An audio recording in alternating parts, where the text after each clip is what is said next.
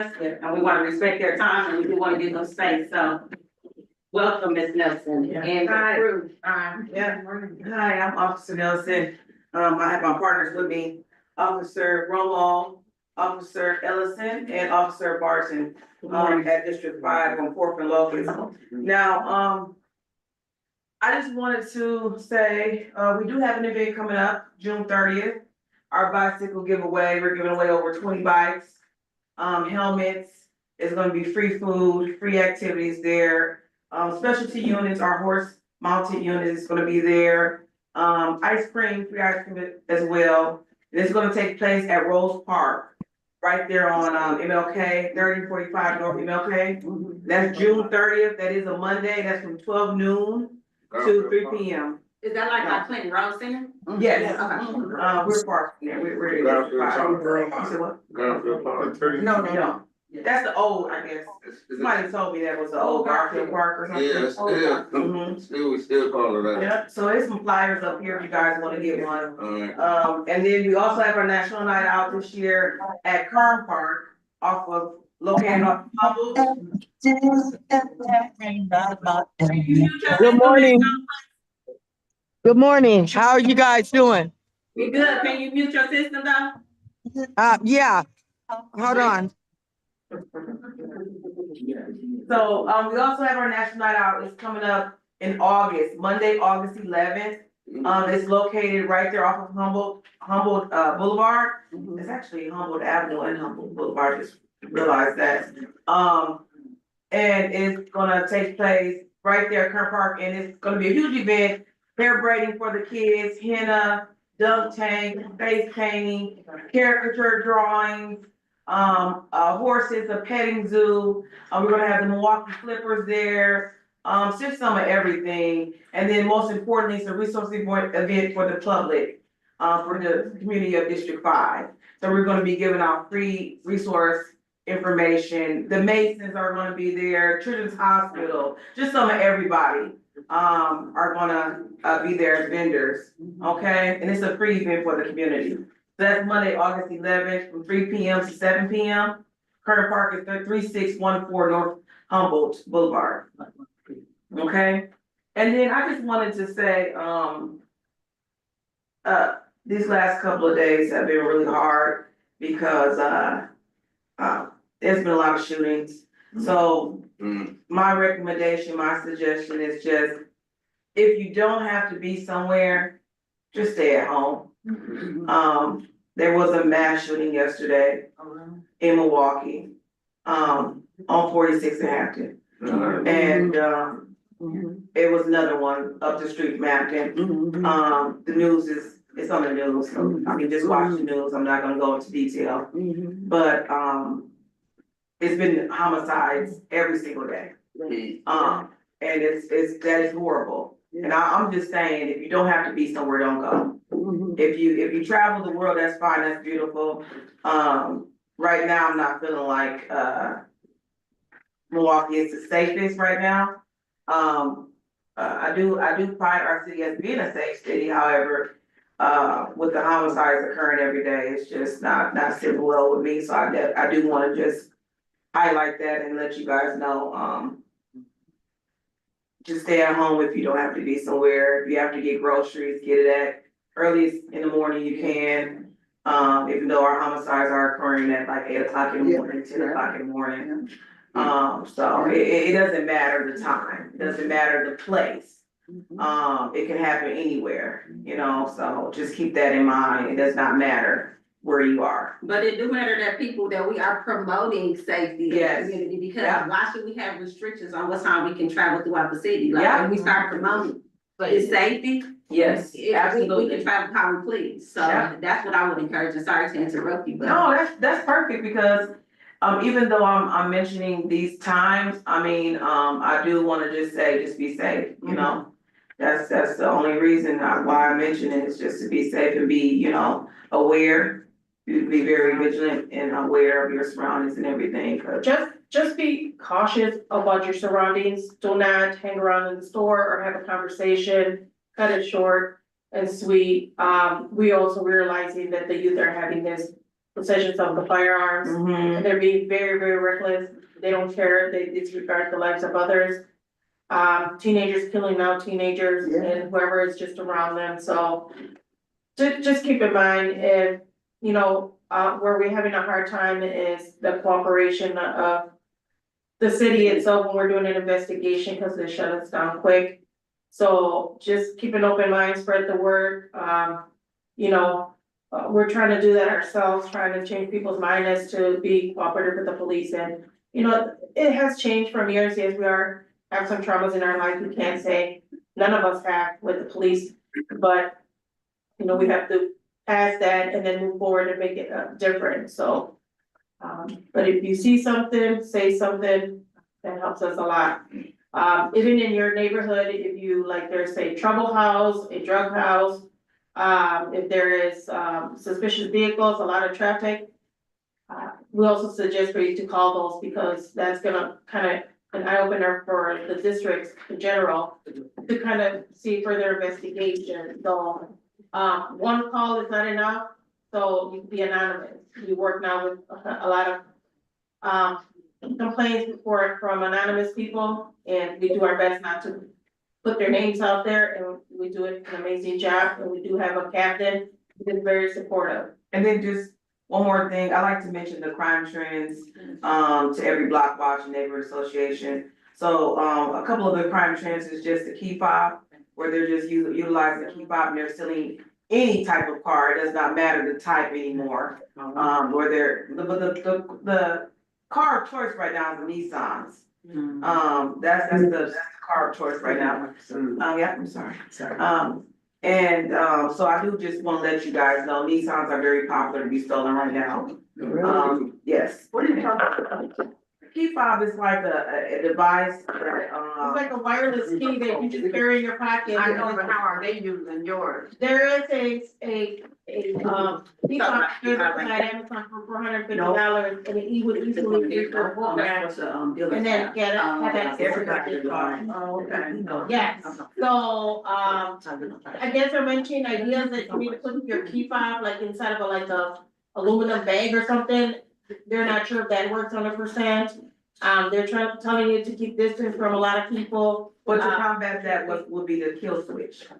Correct, so You the see the only kill switch solution be for able to that would be combat the kill switch. that key fob. And it's not like, your regular key fob, that for your vehicles, this is the device.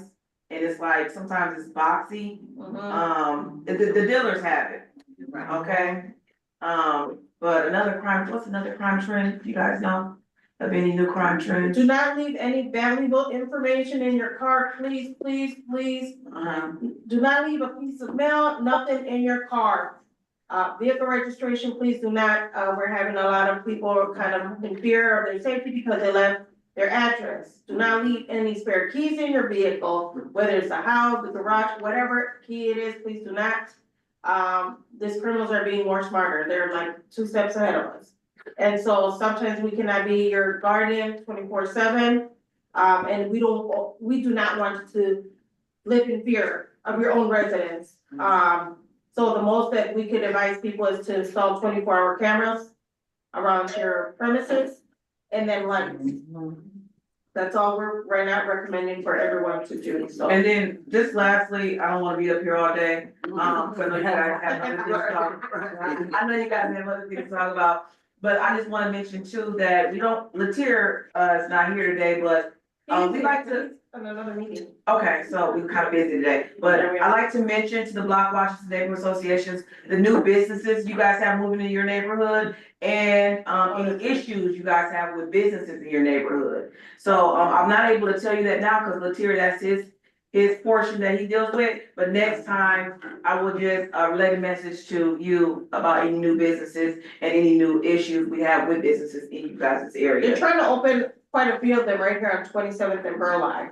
So, DeAndre Are you aware of Jackson, that? he was telling us some about some of them, but if y'all can still share them, that would be. Yeah, I'm gonna share them with you via email, Okay. and then you can share them up. So what, we can tell you about this process now, Alderman Jackson is amazing, to work with our departments. It's We very just great. accept it.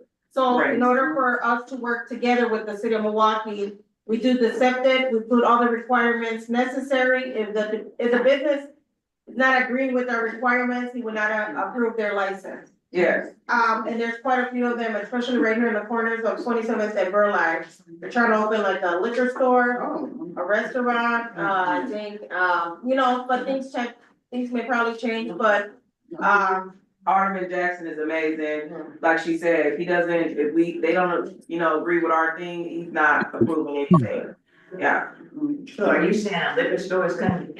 they're trying to, I mean, I thought we already suggested you didn't need any more liquor stores. I mean, a suggestion that, it would be nice, but once again, we're beginning of the process, they could also change their, thinking of, instead of a liquor store, it could be something else.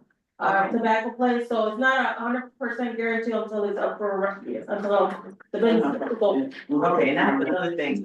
Once they go in there, they thank you. They can get to your vehicle, what would they ask them about? The locksmith? Yeah. What do you mean, like, I don't know, they had a few things that are our car. the key fob? So they were going, you know. Yeah. But it's also guys say, all these shootings, are these your relatives, are they car, relatives? So some of them are not, we just had one like, right here on 28th and Fond du Lac, it was, you know, two strangers exchanging words, and one of them got picked up and fired around. Okay, so I tell anybody anything, please. If you don't agree on a subject, disagree and then walk away. Because the longer you talk, the more it's gonna escalate, and it's gonna turn into something else. But that's what's happening, people are not having that common sense. The people are trying to have the last word, and if they don't have the last word, and then they go to the extreme, for them to see the last word. And then the next thing, you could be in your home and it's not safe. Wasn't that a 15-year-old girl shot in his home at what time in the morning? I didn't hear about that. Oh, yeah. Right, he was in his home at 4 a.m. in the morning. I'm trying to figure out if he's laying in bed, was standing up. You can find out information on Trying to. So we got somebody online, got their hand raised. I'm gonna see if this is a question for the D5 before they exit the building. Ms. Smith, go ahead and unmute yourself if you still have a question. I see your hand was raised. Yes, thank you. Great Saturday morning, everybody. D5, is there a way to leave copies of the, when you had the, and I can't even think of what it's called, the meeting with the resident, the meeting with the captain, giving the statistics of what's going on in D5? I do have that. I can get that to you, Ms. Smith. So, it's Thank every you. I appreciate it. first Wednesday of each month. If it falls on a holiday, it'll be the following Wednesday after that. Currently, we're having all our crime and safety meetings at the 1960 West Atkinson. The hours have changed. It used to be from 6 o'clock, now it's from 5 p.m. to 6:30. So we're trying to have it at one place to make sure that everybody keeps, reminding themselves where it's at. I know we used to change them a lot, but it's the first Wednesday of each month. And I do got the information from the one that just recently passed, so I can get that to you. Thank you. If nobody else has anything for D5, we are going to thank them for their time and then not hold them in longer.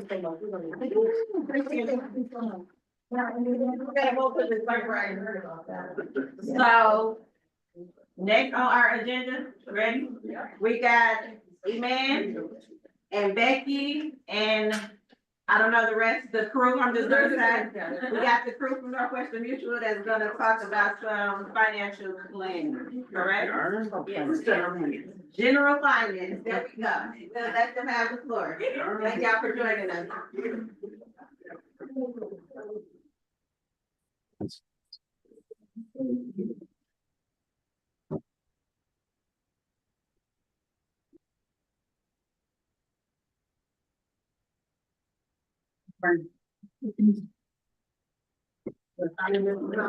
How you been?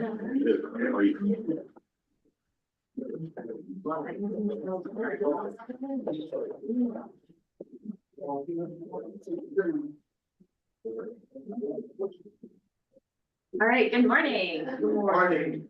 How's everybody doing today?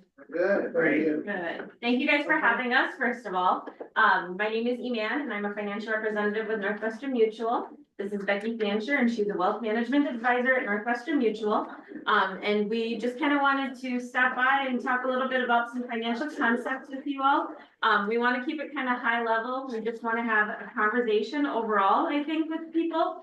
Because we really value educating the public about these concepts. Because a lot of people just don't have all of the tools and resources. So thank you for having us.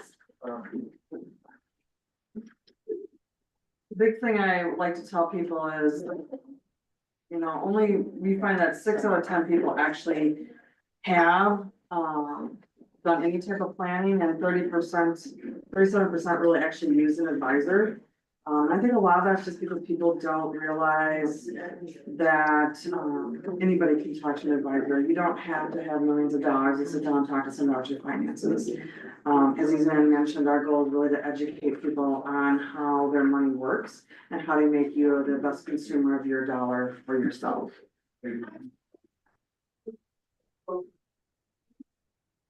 And so, we kind of like to take a holistic approach essentially. And so there's a couple of pieces that we like to kind of talk about. The first piece is protecting your wealth. And so essentially that just kind of goes into protecting you from anything that could happen, illness, dying too soon, just any risks that are run with that. And then we also work on protecting that, but then also growing what you have to make sure that you have your money's working for you, right? And then being able to protect all of that, because together, that is what makes a holistic plan. You can't grow without being protected, because if you have an emergency and you don't have the funds to cover that emergency, then you're kind of staying stagnant. And so essentially what we try to do is to help people kind of reach that summit to where they are both protected and they are growing their assets.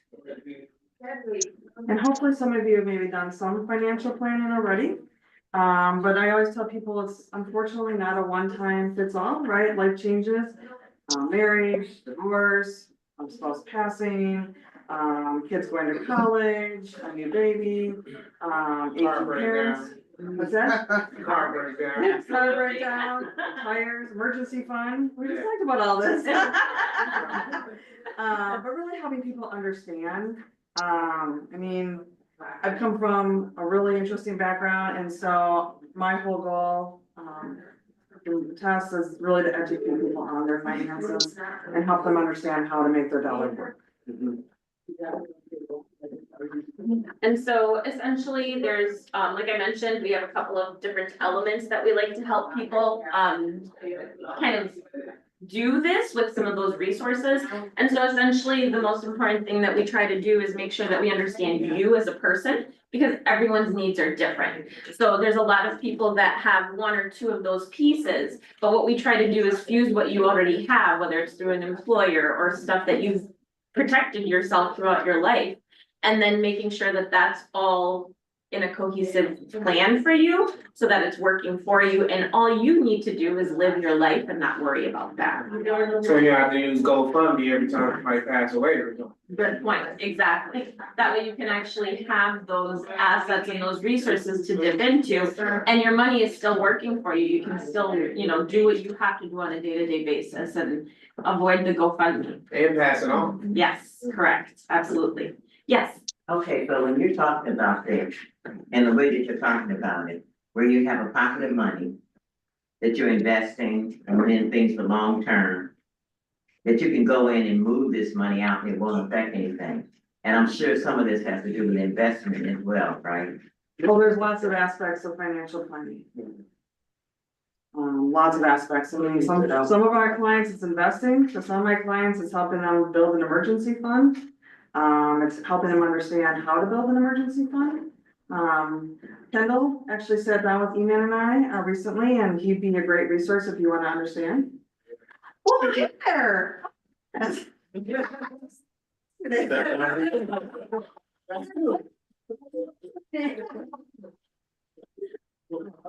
didn't know you were here today.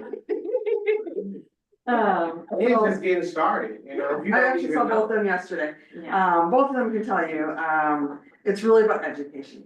You know, everybody says, I'm the one she yells at all the time, Brittany, why are you not saving your money? She will help you get that money saved.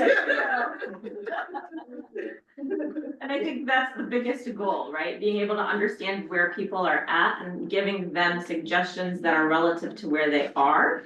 And I think that's the biggest piece, because if you talk to all financial advisors, you won't get that everywhere. And I think that's the biggest part that Northwestern Mutual tries to do, is we try to understand where people are and then give them those recommendations, because we want to grow with you. And so I think that that's the most important piece to remember through all of that, because people are in different stages of life constantly. And more importantly, life changes, right? We just heard District 5 come and talk about some realities that happen, in our community, and that's next door, right? Those are our neighborhoods. And so I think that that's important to be able to plan for that, so that we don't have to scramble and try and fix something that we couldn't help. Just be ready. Correct. Be ready. As much as we can, right? As We much- don't know. Gotta get ready. Yeah. And I have another question, that I don't understand why it's not shared all over the place. Anybody that come to me, especially young people, saying, should I get term insurance or should I get whole life? Right. Some don't even ask that, they don't even know what that. Okay, and so I tell them, get whole life. Because you get paid into term while you're young, and then you get to a certain age, that payment balloons out, you can't even afford it. So all that money you invested all those years, in your younger years, it was just a piggy bank for someone. unfortunately, you're actually right on that philosophy, but trying to get, young people to understand that philosophy is another issue. They look at the price tag, and I always say, some insurance better than no insurance, so if the $10 a month is what they can afford right now, but the nice But thing when about. you're younger, it's Right. cheaper. Correct. Even the big insurance, when you're younger, is still cheaper. Correct. Yeah, but just really educating is really the key. I mean, I think that's what we want you guys to take away is, we're not here to tell you need a financial plan. Not everybody can invest in AYZ. But we're here to let you know that there's educational resources out there. And, you don't have to be a millionaire to sit down with an advisor. Perfect. And so essentially, we want to help you protect what matters, right? Your families, your homes, your livelihood, again, so you can continue to live and, take care of that.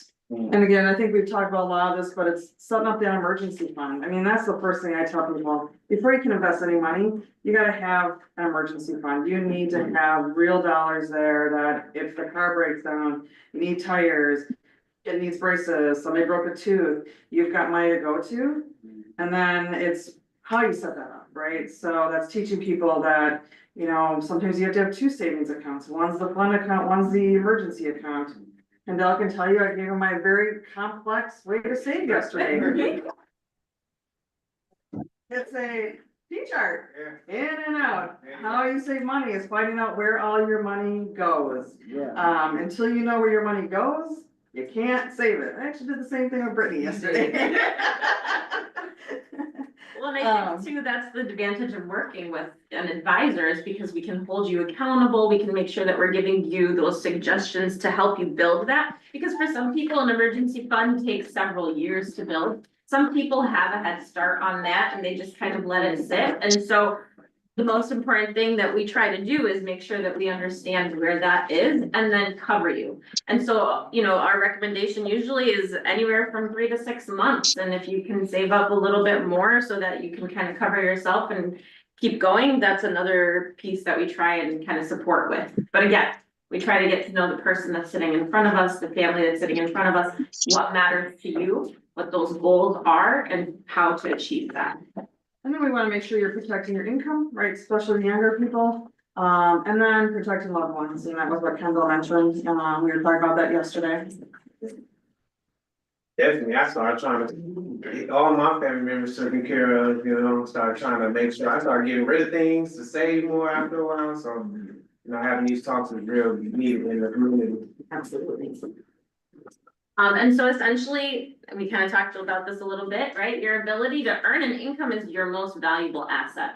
right? And there are so many people, and I'm sure you have stories of people who have actually experienced something like that, but I'll give you one from my own family. My mother was diagnosed with breast cancer and she couldn't work. And all of us were ages 20 and under in the house, and so we had to pick it up because my parents didn't have a plan in place. And so what we try to do is we prevent that risk from happening, so that if you were to ever fall into something like that, because you know, our health is not guaranteed. And so things happen, and so we try to protect people with that and just making sure that you have a defense so that you can continue to do what you need to do and meet your goals. Okay, now, how secure is the information that I would give you? Oh, it's super secure. We don't share that with anybody. Yeah, I mean, Northwestern Mutual's on lockdown most days. I was gonna say, we are a very heavily regulated industry, and Northwestern Mutual specifically, like, we don't even text information back and forth. We try to make sure that everything is done in a secure manner because we understand the importance of protecting you, and that's a piece of that as well.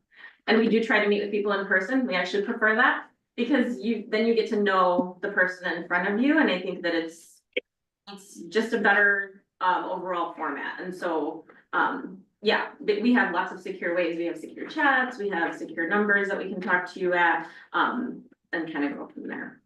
I did both. I did virtual and in person. From his car. The concern is with this Doge stuff, they can come in, Yeah. dig everybody's information out, and you have an adverse effect from that. It's a very good point. I don't disagree with you on that, unfortunately. But with our industry specifically, we try, like, we can't even share from family member to family member without having files on hand. We can't even talk with other advisors about certain specific situations unless we have that permission from the client, and we involve you in those conversations. And I think another piece that we haven't really touched on much is we also want to continue to grow with you, and so we continue to meet with you. So whether it's every 6 months, every year, if you want to meet on a quarterly basis, we do that with you at no cost. Because again, our biggest and most important thing is to make sure that you have the education, the knowledge, and that your plan is changing with you along with your life. Any other, oh, yes? I'm just gonna ask, she was talking about the safety of your confidential information. I have been with Northwestern Mutual, I want to say, going close to maybe 6 or 7 years. Haven't had any issues. I get my regular statements of where my accounts are, what's in my accounts. And then at the end of the year, you also get a statement of how things were. And they send out regular information to you. They send out a lot of me. Jeff, you probably get a lot of me. That's right. Yeah, I'm aware of the longevity of Northwestern Mutual. Yeah. It's been in every grandparent, aunt, uncle's house.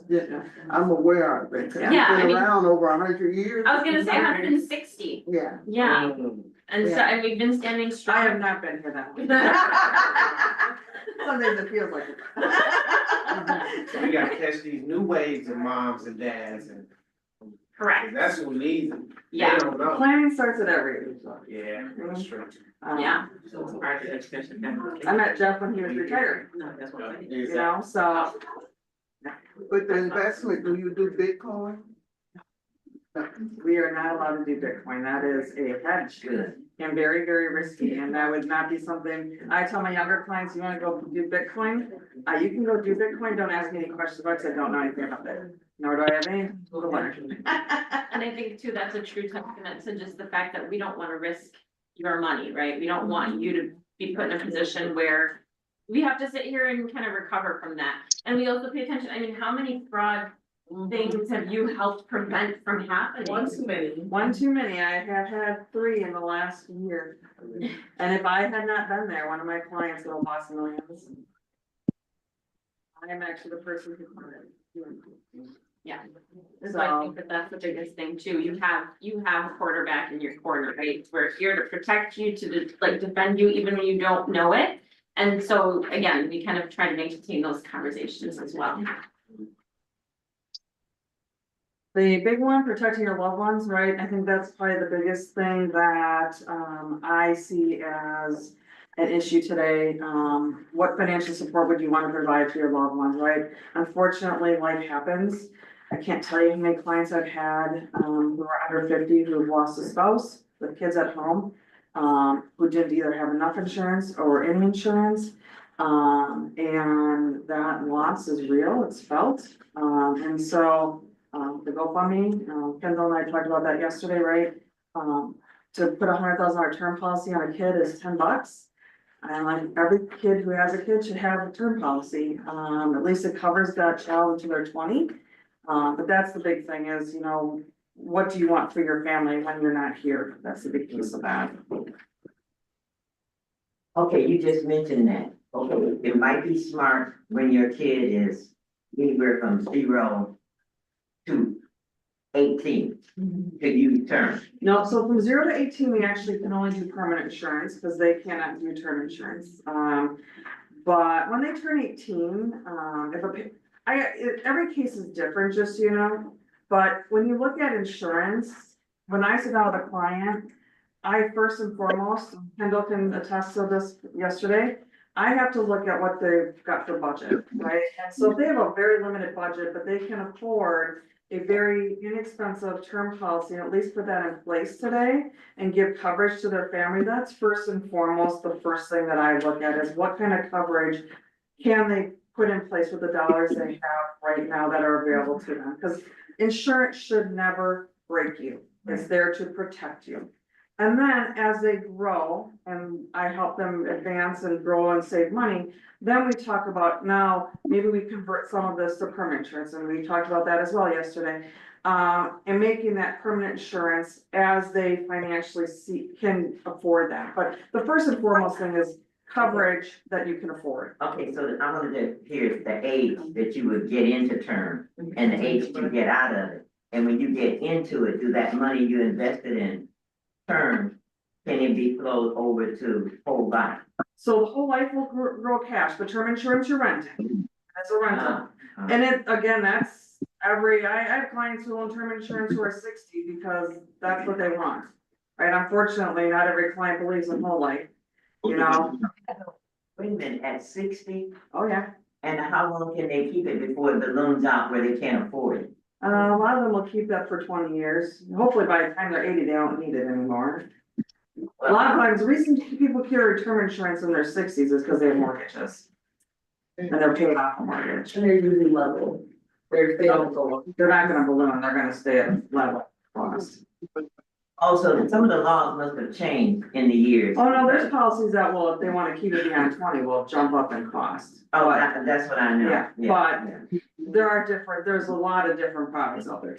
Yeah, and I think that that's where it's important to trust your advisor and to know that this person has what's most important to you in mind, because there are, you know, companies out there that take advantage of people and, you know, all of that. And so I think that that's where it's like super important to understand the person that you're working with, because this person ideally is gonna be with you for life. Any other questions before I move in? How long will it be before you can get a payout on either one of those, term or how does that work? Life insurance is upon death. Right. Well, I'm sorry for sounding just. Yeah, so the crash. A year. Yeah, it's because, would it be a year or 3 years or? So somebody passed away? No. The payout or? No, for me, I guess I gotta call you personally. Yeah, I Y'all wanna understand your question? Yeah, I wanna understand the question too. Yeah, about it. Because if you pass away. the payout is that day. I mean, you get paid immediately. So just say for instance, if you got a policy that you just started, Lord forbid something was to happen, 6 months in, that policy would kick in. Yeah. So I know some policies, like my dad had a policy, for example, he couldn't use it for, I think, a year or something. No, there's some policies like that. So Teresa, you're going through underwriting right now, right? Yeah. So while she's in underwriting and she went in prepaid, God forbid something happened to her and her son. While she was in underwriting, and Northwestern Mutual approved the policy, they would actually pay that claim, even though she was not approved. Early in my career, not me, but an advisor that was in our office, had a gentleman that he insured, prepaid, and while he was underwriting, got hit on a motorcycle by an SUV and unfortunately died. And that claim got paid in full. They did investigate to make sure it wasn't, you know, a suicide attempt or something like that, but they did pay that claim out in full. So as long as that policy is paid, it's instantaneous. Now, the only thing they don't cover is unfortunately somebody buys a policy and they decide to do something stupid and take their own life. That is a 1 year wait, but they do cover that after 12 months. After 12 months. Yeah. So don't do that. And I do jokingly sometimes tell people that don't buy this and that do something stupid in the first 12 months because nobody gets paid. Right. So on average, it's 6 to 12 months. So what about the health part of it? That's, Like say if I got cancer coming in looking for. so that, I mean, health is, 4-stage cancer, what? that's a guaranteed issue. I mean, I've got companies that can do that. That won't be a Northwestern Mutual policy. Unfortunately, there's underwriting. I mean, we just had a 28-year-old that is a client currently who is getting married, who wanted to increase his coverage, and he got diagnosed with a health ailment less than a year ago, and they declined him currently, and they said he's got to wait 2 years. So unfortunately, yes, health is important. And we try to tell people that that's why you want to do it when you're younger, because we're never getting healthier than we are today. Although sometimes. Yes. So I've been telling for people who like have like life insurance policies, it's just more so a question because I'm curious. Like after they have it for so many years, it's kind of like the equity in your home where you can draw down on it in case of emergency. But what kind of guidelines or parameters are in that? Because I know like sometimes they can draw down on it and then the policy closes. We try to make sure we educate you on all of those parameters, but that is the advisor educating the client. And how those work. I mean, unfortunately though, it is your cash. And I have clients who unfortunately have done some stupid things to their policies. So let me ask another question. If you draw down on your policy, like, does that impact your coverage at all? And then like, are you responsible for putting those dollars back in to rebuild it back up? Yeah, that's a whole discussion. So I won't get that, cause that could take an hour on its own. But great question. I would recommend if you really got, feel free to email either of us and we can walk you through all those work. But that is there are a lot of things that we educate on. It really comes down to education. You'll hear me use that word a lot because finance is educating. Finance is not money. I have clients who have a lot of money, uneducated, and have no idea how to spend it, and they just waste it. And I have clients who have $0 who are great savers and paid off a house. It's all on how you use your money. So, it's all education. That's really what I tell people. Finance is about understanding. This is another dumb question. Do you No, offer no. matching funds? That's 401k. They Oh. look like- Well, 401k match funds. Yeah. Okay. Yeah, but I mean, that's the only place you get a matched fund, is when you do 401k. Mhm. And then Work? Is that through a job? Yes. Yeah. Yes. Oh, we can help you with a retirement plan, but we don't do 401ks because those are usually offered by employers. Because, So we do for the employer, well, but for the employer, yeah, but like, not to like individual people, if that makes sense. Mhm. But I think too, the most important thing is to also remember, it depends on every single person and their situation. So even in reference to your question as well, there's people who have policies since they were 5, right? And they've grown so much and they have more that they can take out. And there's a lot of people who don't take it out because they want it to continue to stay in there and build, and so that they can use it if they need it in an emergency in the future. And a lot of people will supplement that also with a retirement plan as well. So again. And it's- pension. And pensions, correct. And so I think. golden that's- eggs, Go to game. Yes. right, Jeff? Yeah, and so essentially, we try and make sure that we understand where your goals are. And we help you get there, whether that's saving up for a wedding or a child's wedding, or you wanna buy a home, or you wanna sell a home, right? Saving up for college, starting a business, retirement, all of it. Just making sure that we're helping you plan and achieve those goals. And kind of back to the savings, because again, you're gonna hear me talk about that a lot, because savings is everything in life. There are 4 ways, 4 things you have to kind of save for, right? So the short-term goals, that's your emergency account.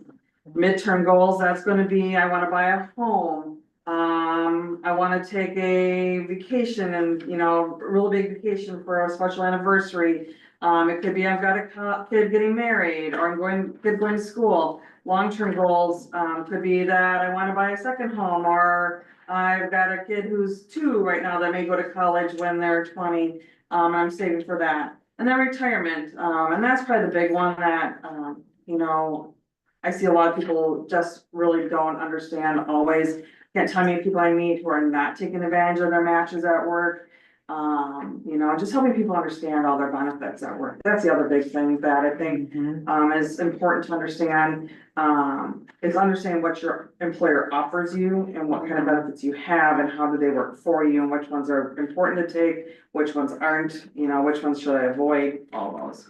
And on that note, I think too, it's most important, like when lots of kids will go into their first job, right? They just don't know what benefits to take. And so I've known people who started saving up at 21 when they got their first big girl, big boy job.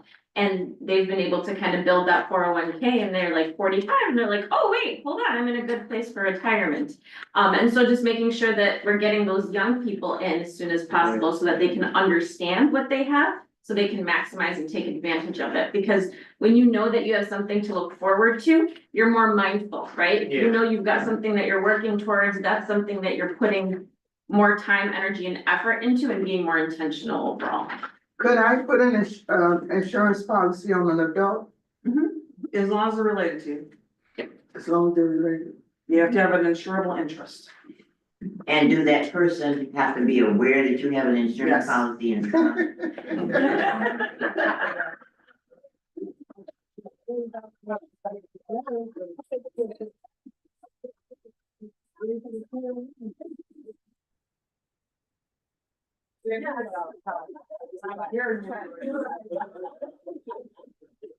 Oh, man.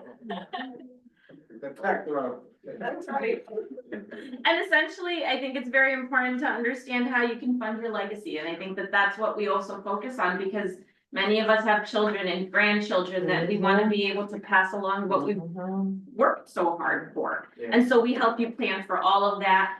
You know, I've heard Becky in meetings with some of my clients where she recommends that they have everything in place for if and when they pass, that their home gets passed along to their kids in a tax efficient way. I know during the last Amani United meeting, we were talking about property taxes and just all the things that are going on right now, right, with our homes and the appraisals and all of that. And so just making sure that people are aware of what they have and how they can kind of continue to pass that along to their loved ones as well.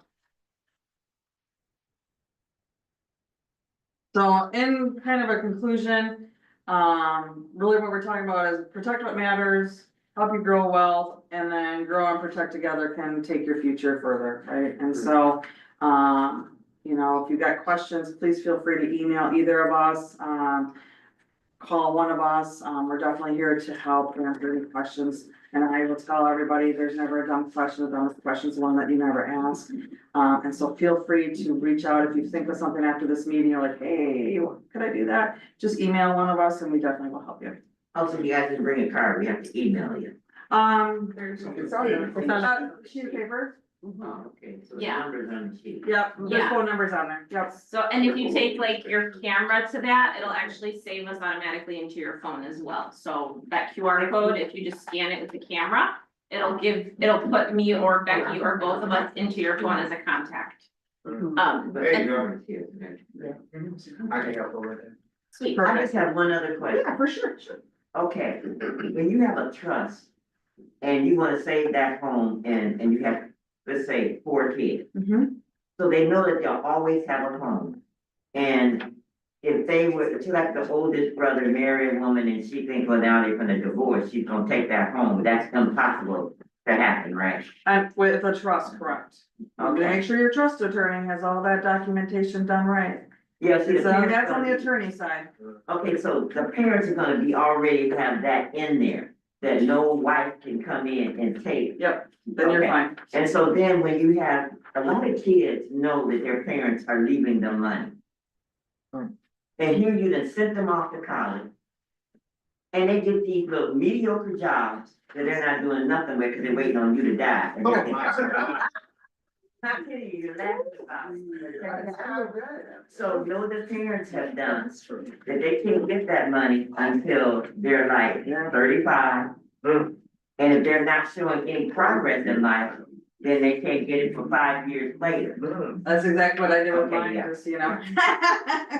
Right. They're all adults now though, so they're good. And But I there's think, some I'm gonna spend every day, so it doesn't matter. yeah, and I think too, it's important, we usually like to also meet the family, right? Like if we know that we're gonna be dealing with your kids eventually, that's something that we try and make a point to make sure that we meet them. I have clients who want their kids to know what they have in place, and they tell them, you only have this if you also have a job and you're also putting into it and you're also building it. And so, again, we can't change that, right? We can't manage your family for you, but we can try and give all the tools that are necessary and then work with the lawyers and all of that to make sure that everything is in place for you so that you can live worry-free.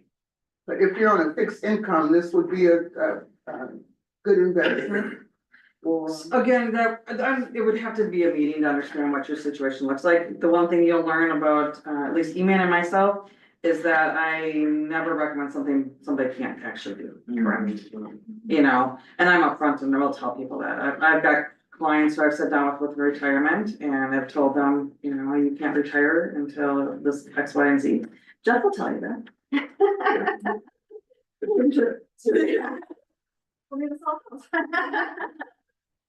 But we try to be as open and honest, because that's, the only person that gets harmed by us not is you, and there's no benefit. It's not about selling a product, that's the one thing I tell people, we are not about selling a product. We are about making sure you understand where you're at and what is in the best interest of you, and if there's holes, I will show you those holes. But at the end of the day, I can't fabricate money, I have to work with what you have. And so it's helping you understand where you're at and where you're at today. And I think, I mean, the worst that could happen is you walk away and you have knowledge, Yeah. you know? And so I think there's no harm, no foul in having that meeting and at least understanding. And, you know, during that first meeting, we usually ask a lot of questions. We ask you about your personal, professional, and financial, because we want to know everything about you and what's important to you.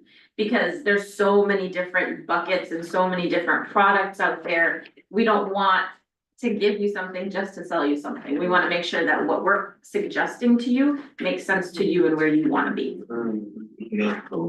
And then I think too, another thing to kind of just make sure that you're keeping in mind is that you have to find a trusted partner. So that agent, that advisor, the representative, whoever you have, you want to know that they're going to look out for you no matter what. right, And I think too, looking for quality, right? A company's reputation is important. Once upon a time, there was a lot of like Gerber life policies that were being sold, and you know, that's funny because I actually watched something the other day about like how it was huge in the 90s, and a lot of people didn't understand how those policies get utilized. And so it's important for you to also be able to ask those questions to the person in front of you and to feel like you can trust them to answer you straight. And I will say that's one thing that I do appreciate about Becky and just the work that she's done with a lot of my clients. And we try to make sure that we are as honest and upfront as possible, because you're coming in and you're being open and honest and vulnerable with us. And we want to make sure that we offer that same thing to you. And then, Any other questions right now? Otherwise, you all have a sheet. If you want to give it back to us, you want us to reach out to you, that's fine. If you want to reach out by us, like I said, these are not a sales pitch. We really want to make sure people get educated. If you've got questions about the process, both Teresa and Kendall and Jeff have actually all worked with us.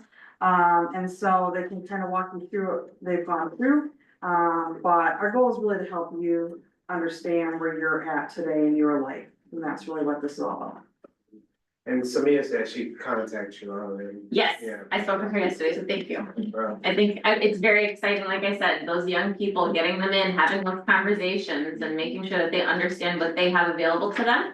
And even if they're people in transitional stages, we make sure that we know, okay, you're gonna start this new job at this point. So here's what we're going to talk about again once that happens, but for right now, here's where you need to be. right. So, yeah, and then if you wanna scan this QR code, it'll take you kind of to my contact information. It'll save me on your phone. Feel free to call me, shoot me a text. I love talking to people, so however you wanna talk, I'm open, okay? Alright, Thank you. Yeah. Thank you. Got it.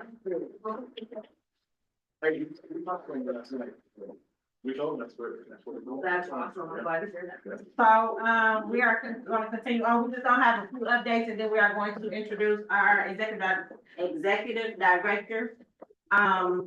And I'll say her for last, only because I feel like if people have questions, it can get, a little overwhelming, so. Ms. Brown, Amani United President, do you have any updates you would like to share? Ms. Brown? I'm giving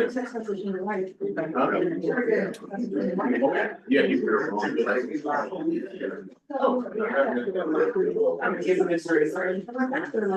Yeah, see him right here. Yeah. Hello, Ms. Brown. Hello, Kendall. Good morning, all. Elizabeth Brown here, Amani United President. I just have, two quick updates. We are having the Amani Day, June 20th, on 22nd, and Locust, between Locust and Haddon, 2800 block. Everybody knows that is. Okay, so wait a minute, you said, Amani Day is gonna be celebrated on the block and not. Yes, ma'am. Not on the yard out here. Yes, ma'am. I didn't know that, okay, go ahead.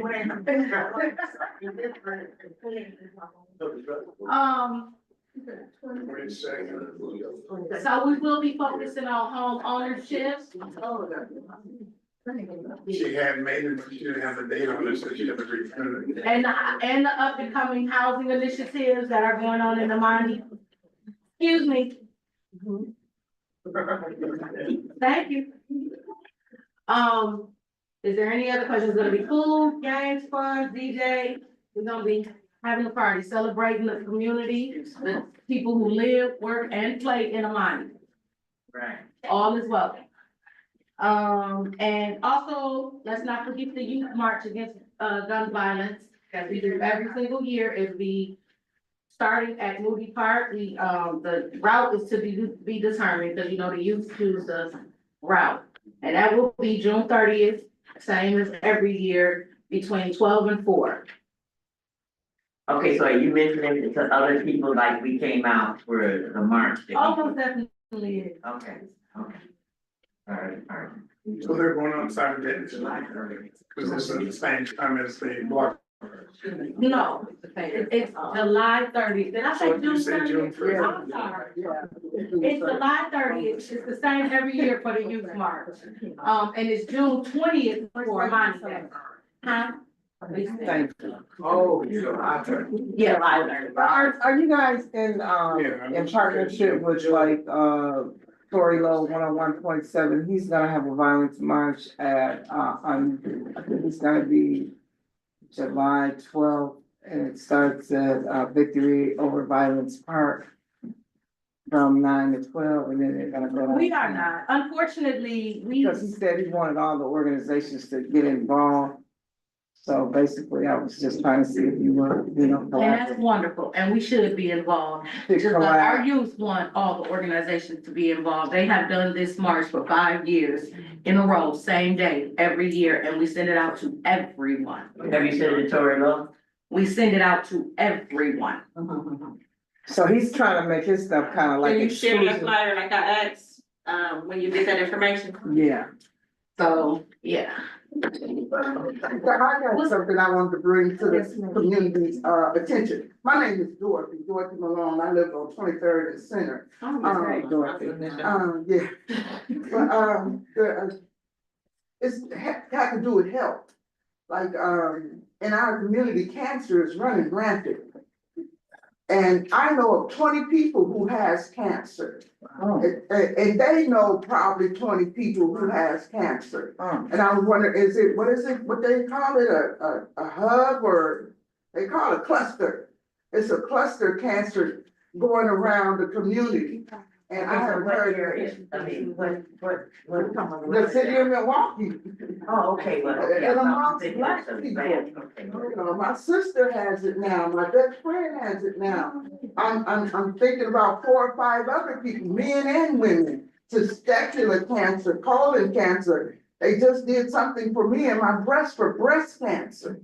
It's horrible. It was absolutely. So we were talking about go ahead. So I was just gonna suggest that you speak with our Education and Family Wellbeing Committee, so they can help you connect those dots. Okay. And Okay. then our co-chair here. And we also was, had a community nurse here from Freighter last month. She's supposed to be revisiting us, trying to get, some nurses on site here. So I don't know if that would be beneficial or not, but we were continuing that conversation and looking forward to moving forward with that, but getting some community nurses to be here some days, certain days of the week. I have a question, the COA, do they still have a health clinic over there or no? I'm not qualified to answer that, I don't know. I don't believe so. Oh, wow, okay.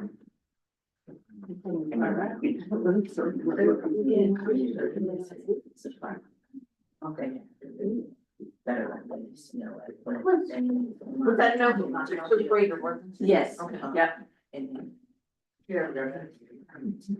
me, you sign, we gonna say sign. Okay, well, those are all the updates. Okay, Alright. so, Kim, did you have anything you would like to share really quick, or just wave a hand, say who you is, the Vice President of Amani United? We have housing, Amanda, are you still online? Would you like to share anything? Yeah, Not I'm sure? on. Yeah, I got you. How y'all doing? Good morning, everybody. I can't see y'all, but good We morning. can see you, Brent. I know y'all can see me. How y'all doing? How look now? I just wanted to give everybody a heads up and update that our Ron survey has begun, and just please be mindful and look out for our surveyors as they are out in the community conducting these surveys. If they come to your property and knock on your door, please answer. It's hot outside. Offer them water if you do have the capacity to do so. The Ron surveys are conducted on the even years, they do an exterior survey of all the properties throughout the neighborhood, and on the odd years, they follow up with a person-to-person survey for those properties that have been identified as having 2 or more major repairs and or tax delinquent. And so in that regard, the next update is I don't have all the details yet. I'm meeting with the folks from Revitalize on Tuesday. They have an opportunity for the neighborhood to do 5 brand new roof replacements and 5 critical repairs. So as I learn more, I will be out sharing that information with folks to connect you to those resources. That's it for me right now. Thank you so much. Thank you. Crystal, oh, she's not online anymore, so, we are gonna move on. Brother Rice Bank, you have anything you'd like to share from the ambassador side? Good day, everybody. How everybody doing? I got a few. Go ahead. I think it's called Office of Violence Prevention. I think I was talking to Quinn. We had a walkthrough. I left it in the chat that they have a program where they're giving out floodlights and ring cameras for $20. Yeah. So again, all I need is, I think I got a few residents already. I need 8, a minimum of 8, then we can sign that up and start that process. And so I they'll believe, get a camera for $20 and put on. yeah, ring camera and a floodlight for $20. So they have a program for that. Yeah. I was gonna say, Rice Bank, does it have to be in a certain, block radius? Cause I think it has to be in a certain block radius, that's how it used to be, I don't know if that's No, how it he is just told me, all I need is more than 8 residents to sign up, and that's that, I already know that's gonna go a bit higher than now. that. Okay. So, yeah, all right. We did a couple resident walks. We did a resident walk with Mr. Lindsay and Miss Lindsay, and we also did one with Miss Harper. Again, we like Amani is almost going somewhere else, and we need to have more of our presence. That's it, that's all. We need to have more of our presence in the neighborhood. Right, that's right. Again, show them that we actually have residents who trying to bring some things together. So again, that whenever y'all got time, y'all let me know. I got some flyers, because I can make time on my schedule to fit your schedule to make sure that we can walk your neighborhood.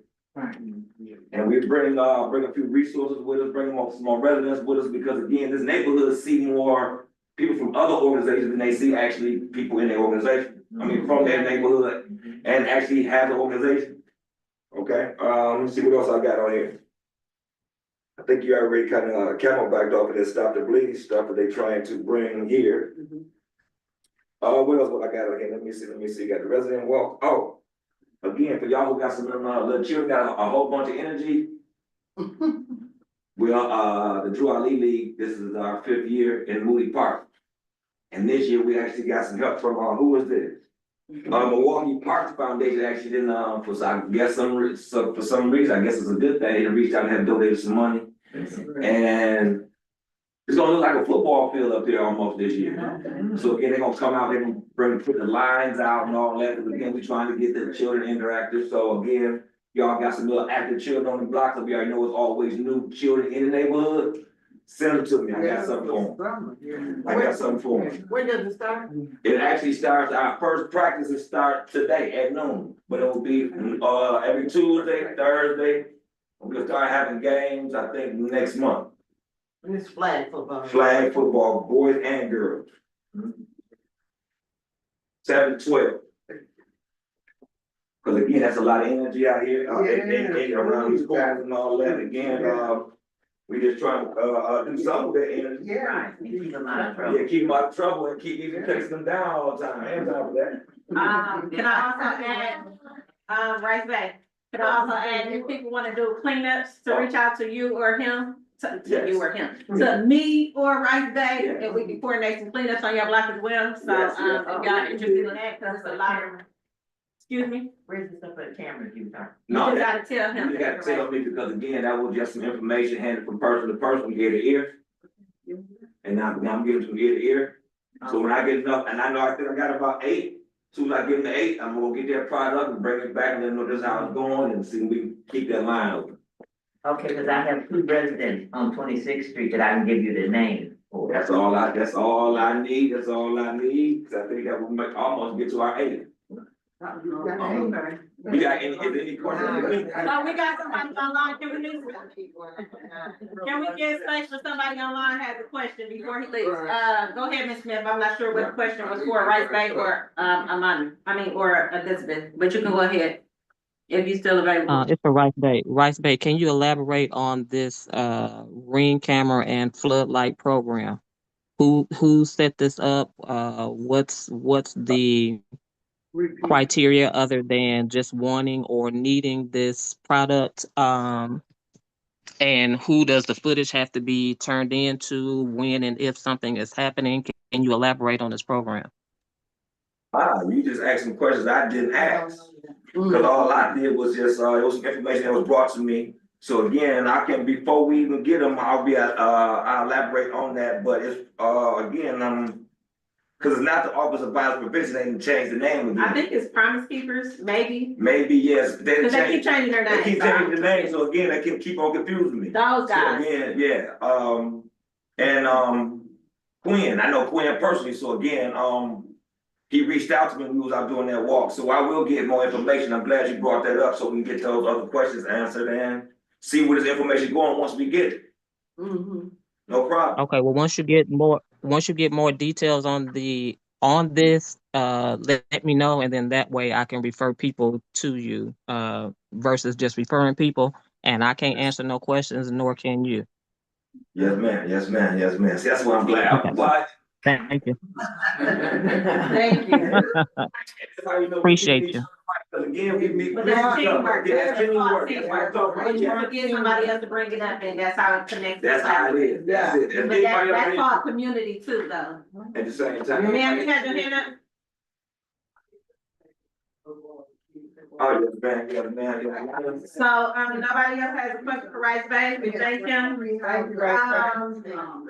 Kellen is not online. Mr. Kendall, you got any updates for education for family well-being, or you just wanna wave your hand and let everybody know who you are? I can say something. Go ahead.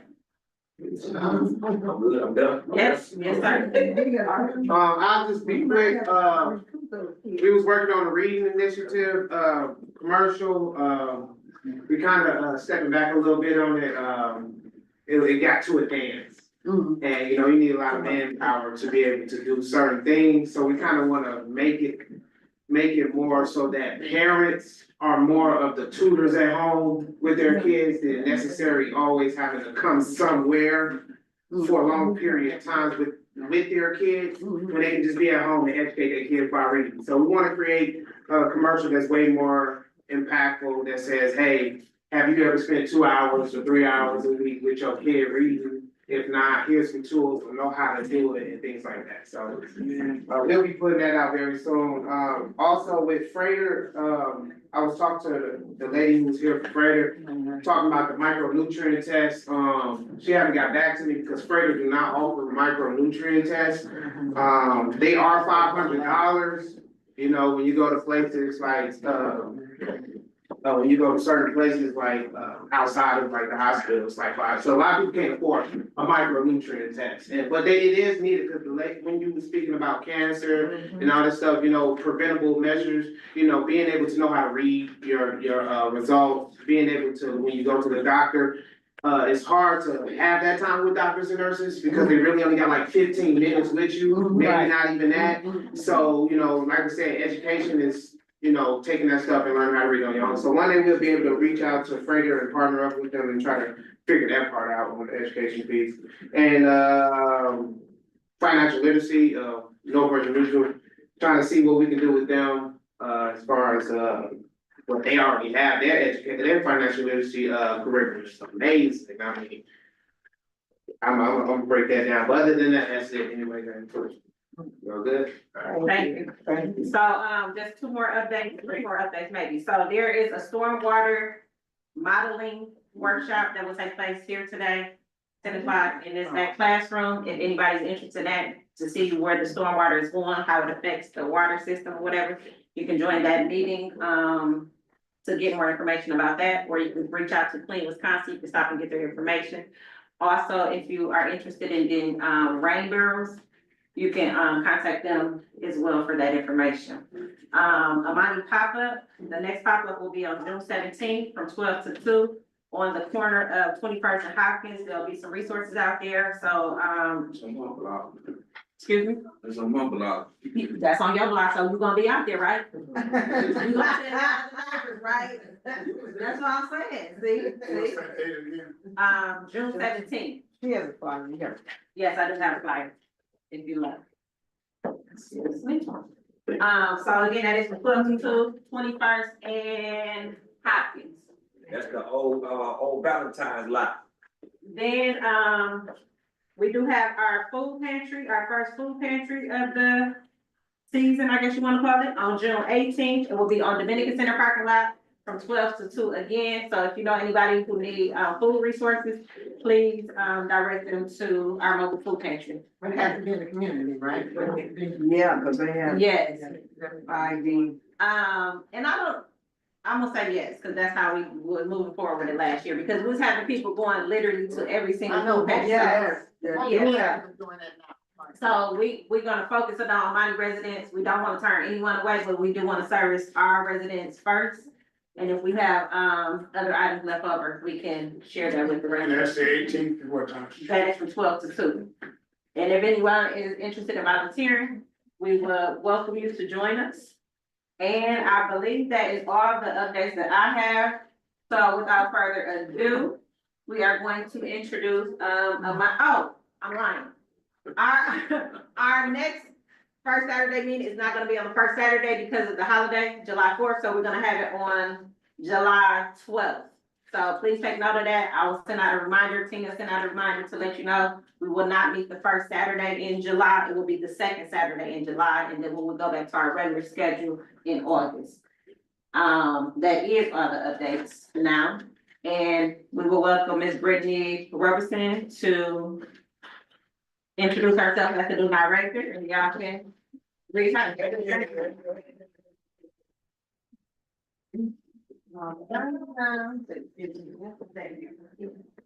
So, good morning, everybody. As mentioned, I am Brittany Robertson, the new executive director for the Dominican Center. So officially today puts me in my 4th week. So it's nice to see you all up and still gathering on Saturday. Prior to coming over to Dominican Center, I actually worked for Freighter Hospital in their community engagement department. So when we talk about the screenings, please know, like, I think we can have them come and do some screenings, but like cancer screenings, that's a deeper conversation, because they'll want you to come into their building for that, just because we don't have, it takes a lot to do those screenings, you gotta get in the machine, it's not exciting. But something that is possible going in on their campus. Just tracking back to some of my history, prior to that, I was working in the near west side area. And prior to that, here at Dominican Center as the community-based crime reduction coordinator. So that was about 7 to 8 years ago, in which I was present. So it's nice to be back. It's nice to see, everybody working together to continue to push the work forward in the Amani neighborhood. I'm looking forward to being here and working and partnering on, things. So I'm just really excited. If you have any questions, I will take them. I will say there may be some things I just can't give you answers on. But to be expected again, I'm only in my 4th week. And then just to give you all of some background into like where I'm at currently. So currently for me, coming in as an executive director, I believe that it is firmly important that I take the time to really get an understanding of what's happening in the Dominican Center, who we're working with, how we're doing our work, how we're tracking and measuring all of our things. So for me right now, I'm in an assessment period. And I'm gonna be honest with you, for me, that could last anywhere between 3 and 6 months. You know, like, I just have to get a full understanding before I can start making hard decisions. There are some decisions that I've started putting into place for Dominican Center in particular, just because some of it was like safety concerns. And so as the executive director, I have to make sure that I'm taking point on that and making sure that things are okay and that we will be here for, because we're going into 30 years and we're here for another 30 years. Hold on, they said welcome back. Thank you. All right, any questions for me and you? Okay, now you said that you wanted to put some safety things in place. So is that something you should be aware of, something that wasn't safe before? I don't think it's necessarily something for like you all to have to worry about. It's more so like from the Dominican Center side and like just thinking about last year, we had 2 break-ins. I wasn't here for that, but I know that it happened. And so just making sure like we are keeping our building as safe as possible, because like that's a liability issue. And I think I've showed a few people already in this room, like then that liability now falls on me and I don't want them kind of problems. Right, like that crack up there, it look like it's about to cave. So Wow. part of it is like. You standing right by. We are in, listen, I'm gonna be thankful because we are in this building. This is the Archdiocese building and they allow us to use their space. But a lot of the repair stuff is on them. And I think previously with the prior executive directors, a lot of them were like connected to the church. So that was like a different relationship that they were able to have. And so I think, yeah, Sister Ann, Sister Patricia. And so in between that time of us like losing an executive director that's connected to the church, I feel like we lost some of that momentum. So we've actually been trying to like get in contact with people at the Archdiocese. We do have a contact to make repairs, but at the same time, like, I don't want it to be that that's all our relationship is with them. It's like, we call y'all when we need a repair, considering you're allowing us to use your space. I want you to know what's actually happening in the building. I heard somebody was saying that the Dominican Center was gonna close. Is that some kind of rumor? Because I was a little frustrated behind that, you know? Again, Because a lot of people do a lot of work at the Dominican Center through the Amani organization, you know? so I will say the Dominican Center is not closing. I'm not in a space where I feel like we are closing. All right. If that were to happen, I would hope we would be able to tell you all that Right, something in like that advance. was gonna take place. And I will say, because I feel like I'm running into this a lot, like leadership changes, things happen. The whole meal starts to talk. If you don't hear it from me, especially like something like that, I've been telling everybody just to take it with a grain of salt. I'm very good at communicating. So Right. the one thing I'm gonna be able to do is let you know when I know something. Good, thank you. Okay, the next thing that I wanna know is the board. The board for the Dominican Center. Is there gonna be an opportunity that we get to meet the board gets to see who, okay, I'm like, I've been in this area. The family home is in this area over 60-some years, okay? And I have moved. But because I love this area, I still come over here and work in this area. Still very active over there on the block I used to live on. So my thing is, and things change, cause there's not that many homeowners. So from the winter to now the spring, you're looking and realizing you have new neighbors. And we're trying to get them to be a part of Amani. No one's gonna come into confusion. So now, yes, it was a rumor on the 13th that we supposed to vacate this building. So now, was that a notice put out to the board that you were unaware of? So staff here brought that to my attention. I will say our board is aware of it. They have reached out because it came from Forest County, Potawatomi, so they have checked into it. They've reached out to Potawatomi. Potawatomi is saying that it's not them and that it is fraudulent. So it's not a real eviction notice for us, no. Oh, so that organization said it's not fraudulent? They're saying it is fraudulent. They didn't do that. Cause this is the archdiocese building and their property. Right. So somebody used their name for that purpose, okay, so you don't have any fear of that. But the board is communicating, making you aware of things, because you can't tell us something you don't know because they didn't tell you. Exactly, and I'm pretty good at asking questions, so when I have a question, I do ask it. My concern is the safety. It seems like this area is in a crisis with the crime and like I say, the health thing. And I've been where I'm at 17 years. This is my 18th year. And I wanna move out. I'm probably gonna move out. Where you going that is no crime about? That's right. Well, no, and where I'm going, I don't have to hear gunshots every day. You know, that's the thing, what is being done to stem the tides of all it, especially those automatic weapons, man, they something else. Covered in the blood, ain't nothing gonna touch. Well, and I'm gonna be honest with you, I don't feel like that is a question that I'm equipped to No. answer for you, like, I would have preferred we asked that to the police department, because a lot of that is on them. I think like as the residents and as like the community organization, we can work together to kind of like impact it, but all in all, that is the responsibility of the people we pay with our tax dollars to cover for safety. Yeah, yeah. So, So yes, ma'am. it's a homeless man moved next door, got the tent and everything. And it's on a patio. I had to call the fire department because he set a fire on a patio. And I'm like, okay, you know. Yeah, you got caught from. Cause my neighbors called me like, there's a fire next door to you. But if you move. Who gonna call the police? Well, my neighbors called me to let me know there's a fire next door. So you gonna break the team? Miss Linda, they ever decide on that cart? With the golf cart. So essentially, we can't law says we can't have them in the city. I've heard there's some other organizations that have it. I've told my staff, like, if you can figure out how they did it, we can try to prove it, but I can't say that that's something we're gonna be able to move forward with. We have a car now. And so, I know, but it's the thing of being able to use it and the liability piece of it, that is something that should have been looked into before we purchased it, and it sounds like that wasn't something that happened.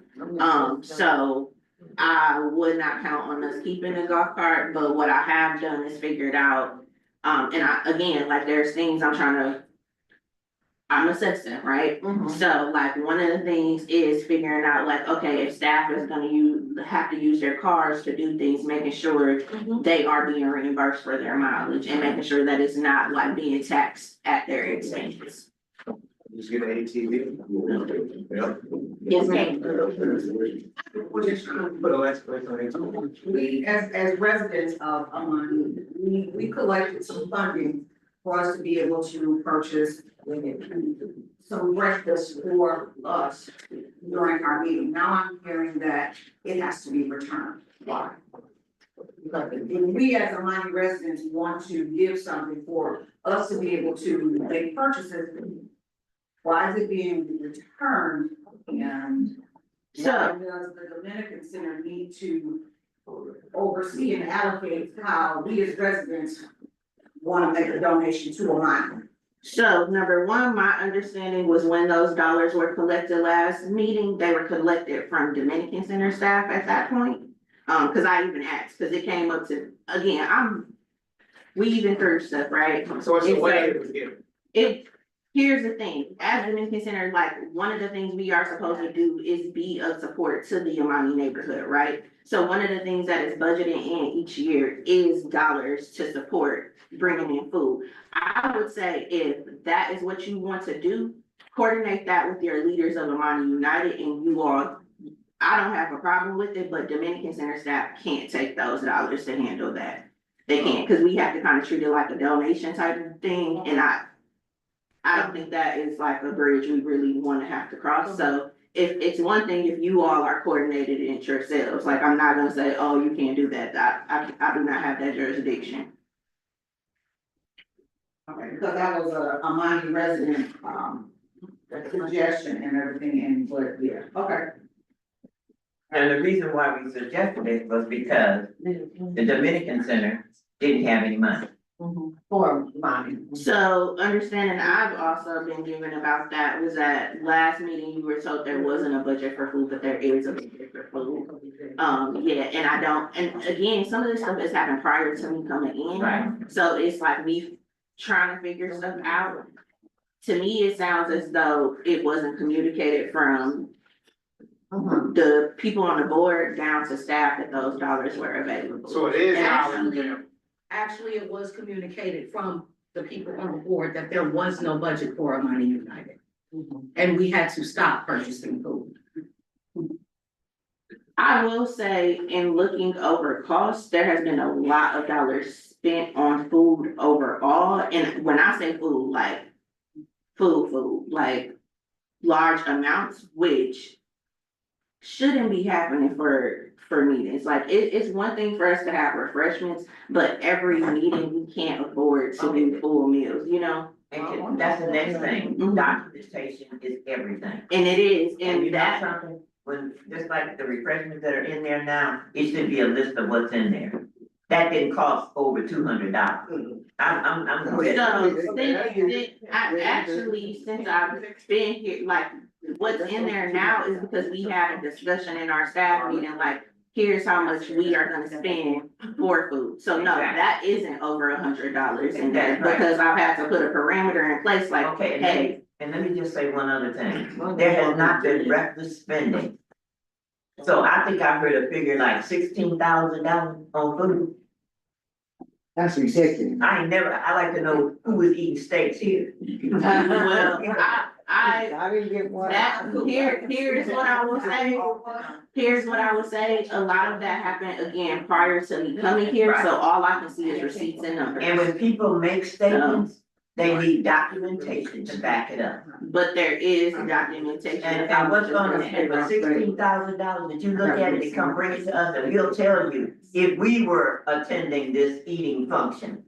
Because for the things that we had, like for our fall frolic and some other things, we got meals that were brought in, and then our partner, they paid for some of this stuff, and I don't believe the Dominican Center. So a lot of it looks like a caterer. The caterer in which we were previously using seems to be a little on the expensive side to me. Yeah. I don't know what all she was offering. It is, to be honest, a little, again, cause I'm coming in new, I don't have all the information, Okay, so right. again, some of this I can't help you. This is just me searching through, like, but, yeah.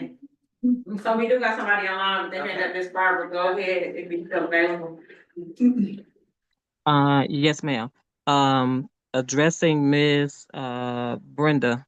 Great morning, Ms. Brenda. The board is aware of some of the things that take place and especially the finances. So it's not that and I am on the board. That's why I can kind of weigh in on that. We are aware of some of the things that occur in the Amani neighborhood, and that's why there is Amani resident representation on the board so that the board can be aware of what's going on. And the board does ask questions of the residents on the board. So it's up to the residents who are on the board to speak to what's happening in the Amani neighborhood. Okay, so Granted, who, I don't attend the first Saturday meetings hosted by DC too often. But I've been made aware that Miss Elizabeth does. So that's an opportunity for her to inform the board of what's happening in the neighborhood regarding the residents. And I think the purpose of the subcommittees, safety, housing, education and well-being, that those are opportunities for residents to be a part of those subcommittees. So when there are concerns regarding safety, that's a committee that residents can be on, voicing those concerns, and in that particular subcommittee, finding out ways and strategies to address some of the safety concerns that the residents are having.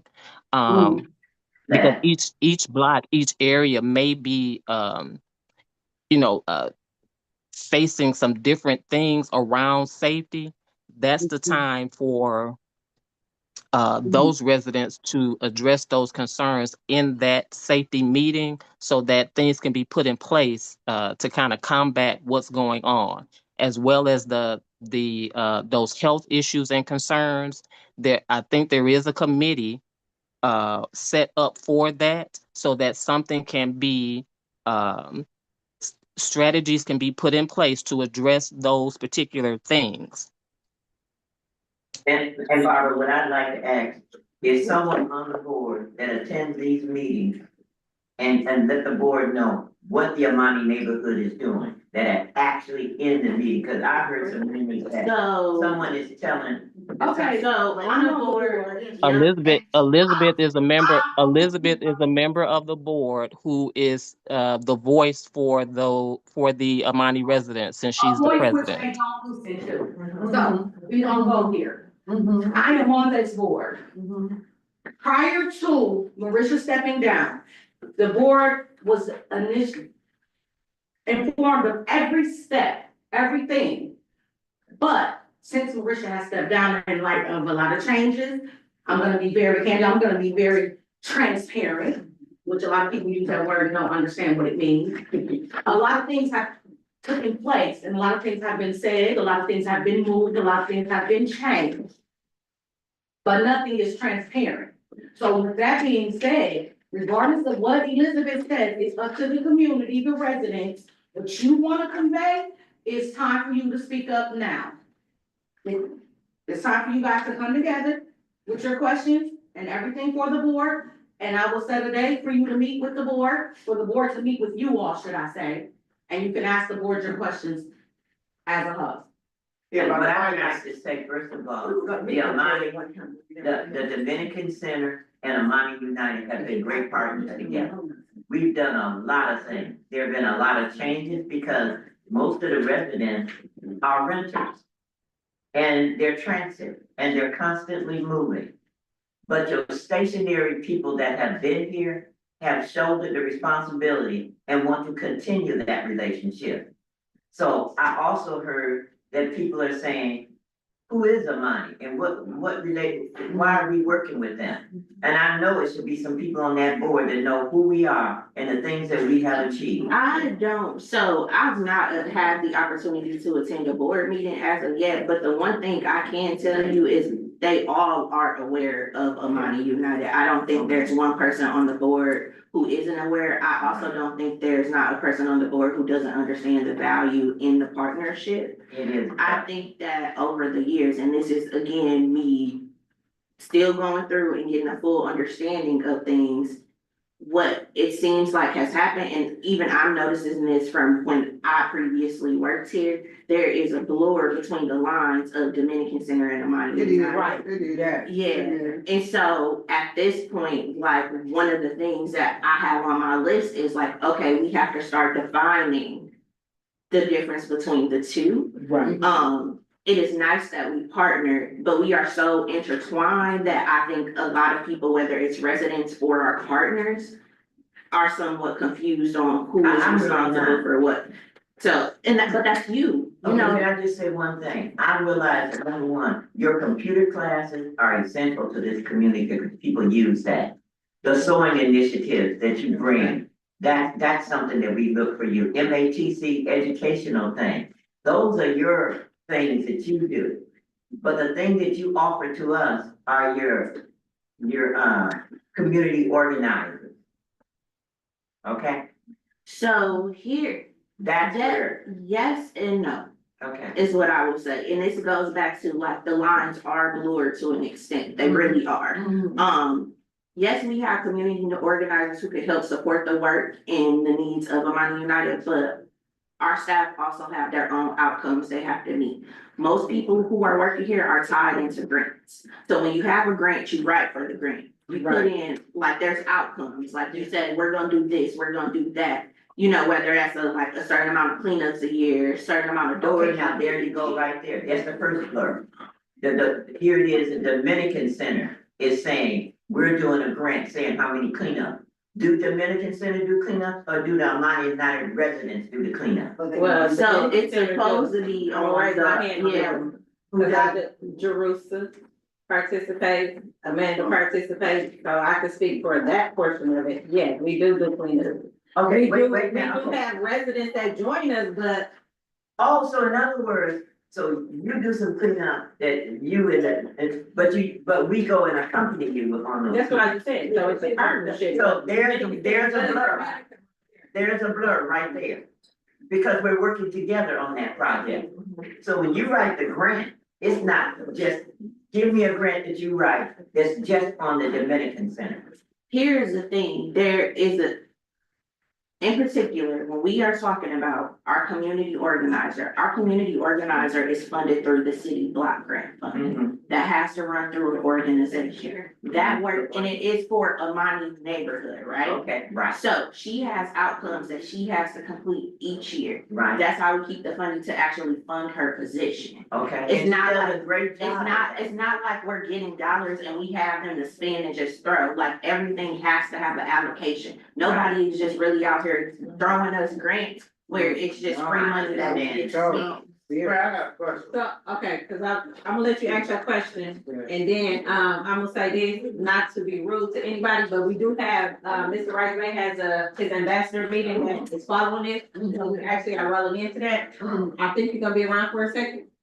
If y'all wanna touch base with her after this, then I would recommend that. Okay, so I just got one people online won't get to hear that, but that's okay, that's pretty much, but maybe the next meeting, the blurs, we can probably do some. This is when I say I'm in assessment period, so I'm gonna let you know, we probably won't be, and this is me being very honest with you.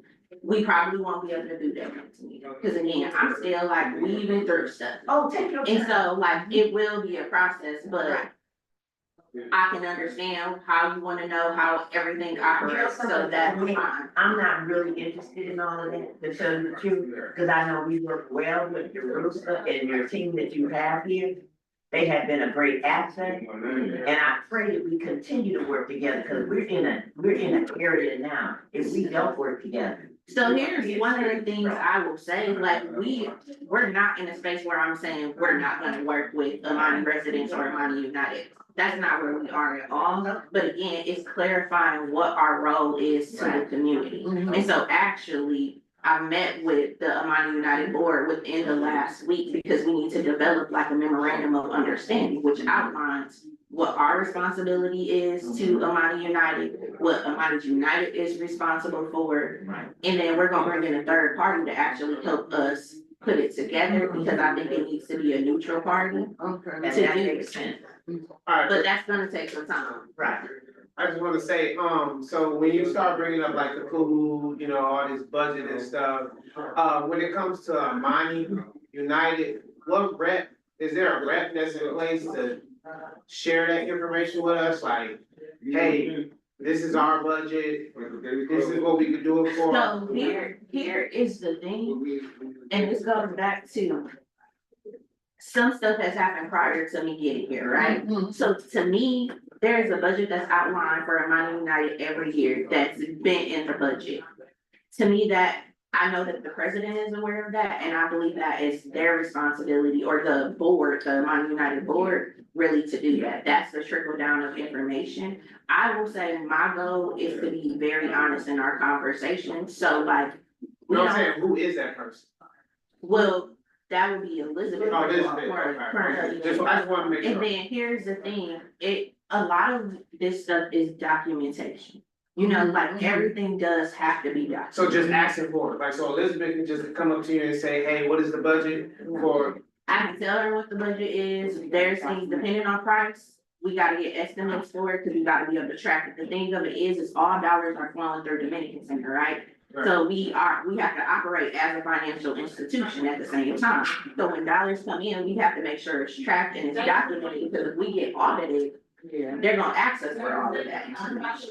Right, so that's what I'm saying, like, so if I was to ask her, you know, we wanted something for this, like, she would need to know those information. She should know the number because she's on the board. Yes, you know. Yeah. Or do you need money for your meeting, maybe that should be on the money, because you're a separate.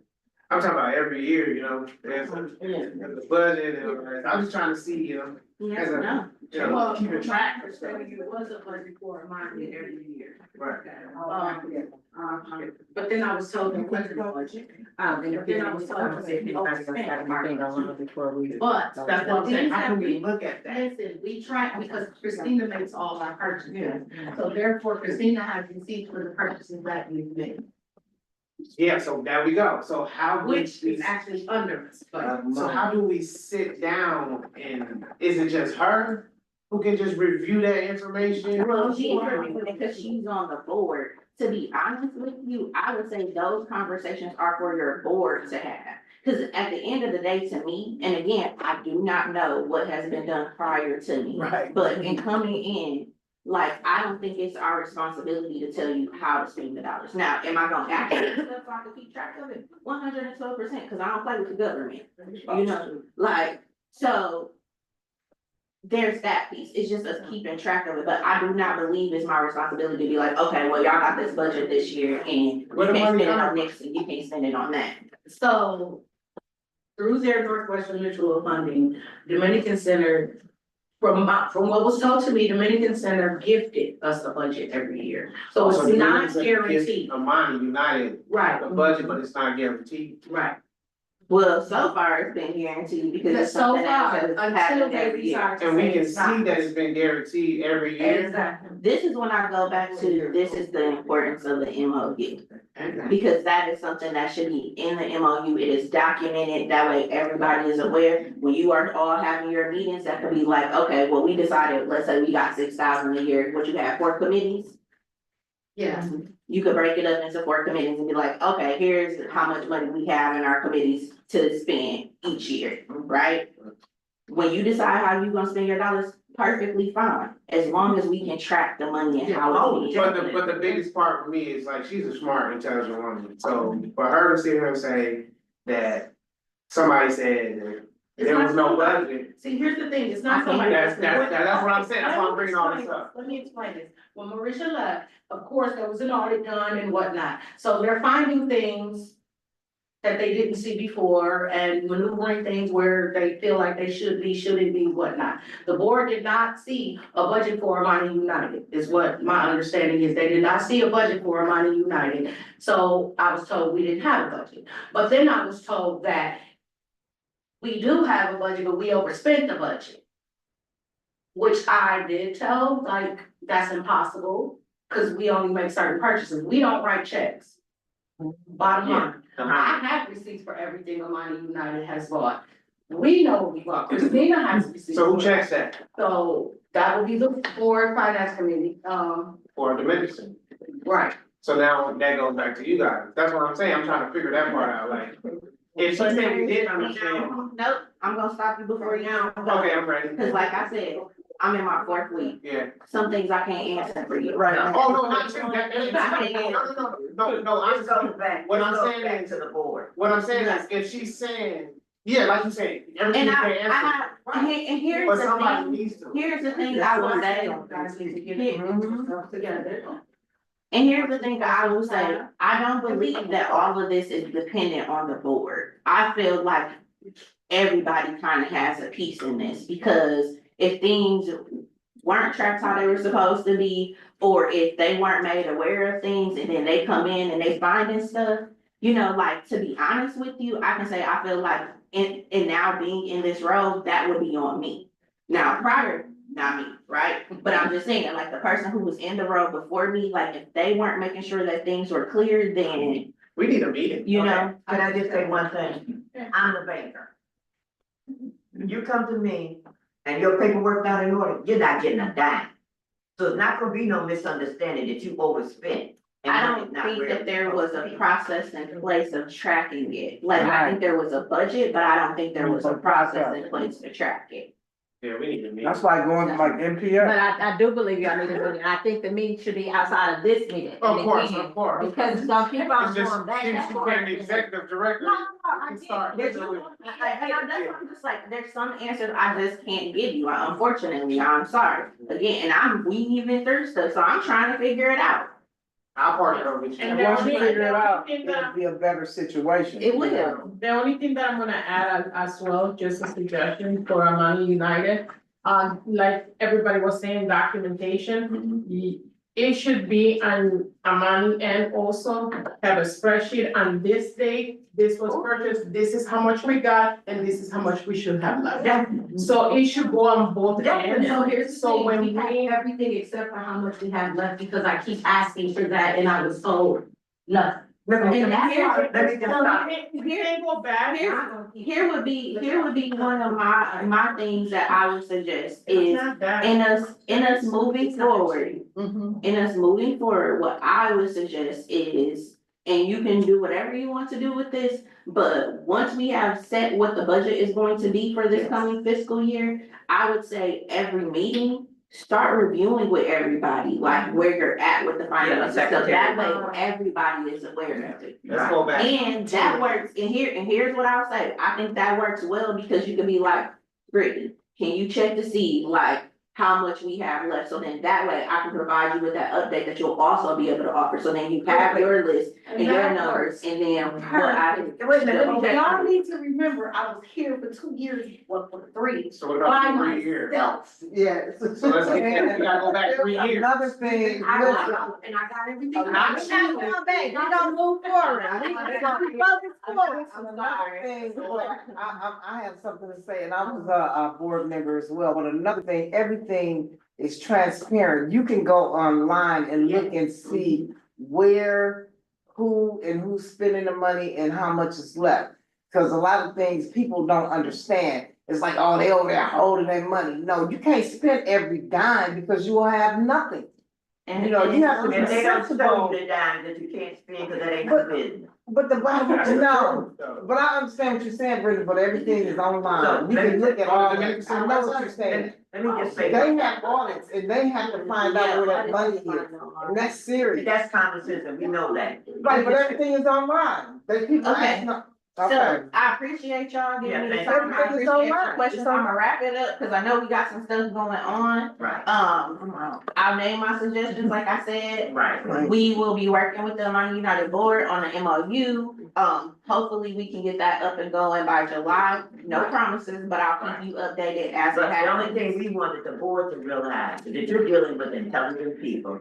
We didn't just fall off a watermelon truck. So You I'm, can tell us anything, you know what I'm saying? here is my thing, and most organizations you don't even have, most organizations you don't have involvement from the board. I think because they were looking for a new executive, yeah, they're like, you normally don't see boards.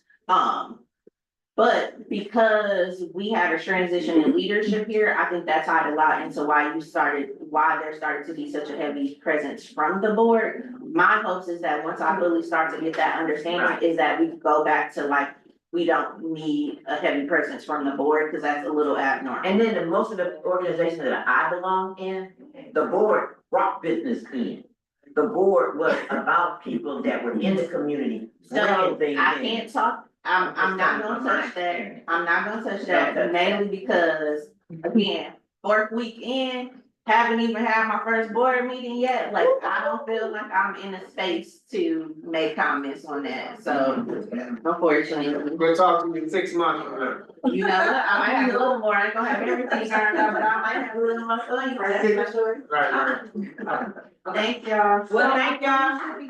He'll be in the safety meeting combined with, Ethan. Okay, so anybody who wants to stay for the ambassador stay one side, please stay online. Anybody in person, I'm gonna connect y'all with Rice Bay. This meeting is adjourned. Remember, we will not have our first Saturday meeting in July due to the holiday. It will be the second Saturday, but we will send out notification for that in the time. So again, thank y'all for joining and y'all enjoy y'all day, weekend.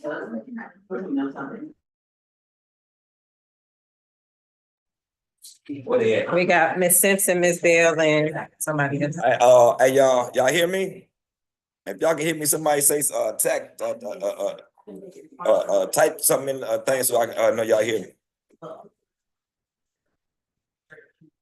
Miss Because we Simpson or fin- Miss Bell or Miss Gentry, can y'all say y'all still available so he can hear you? Say something, type something.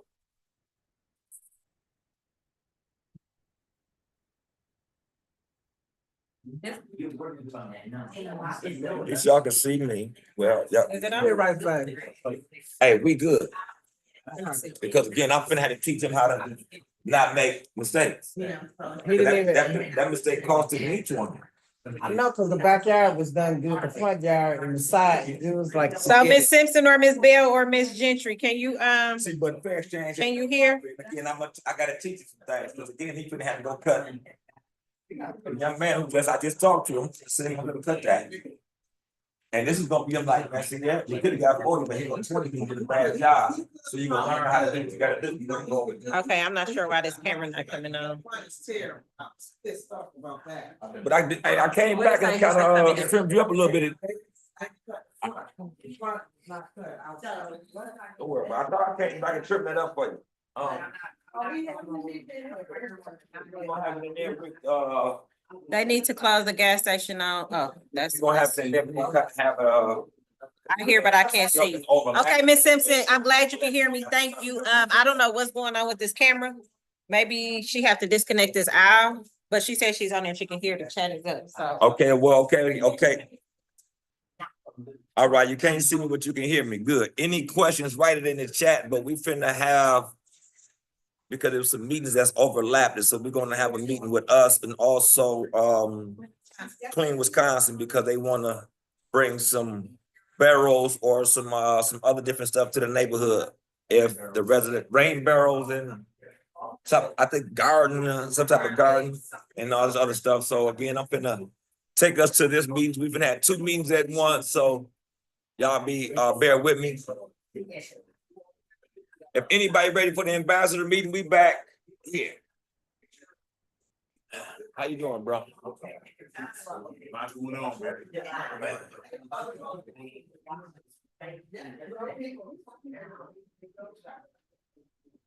Okay. I think I'm finna have to get in because y'all kind of got a lot of stuff going on right there, and I'm not moving around.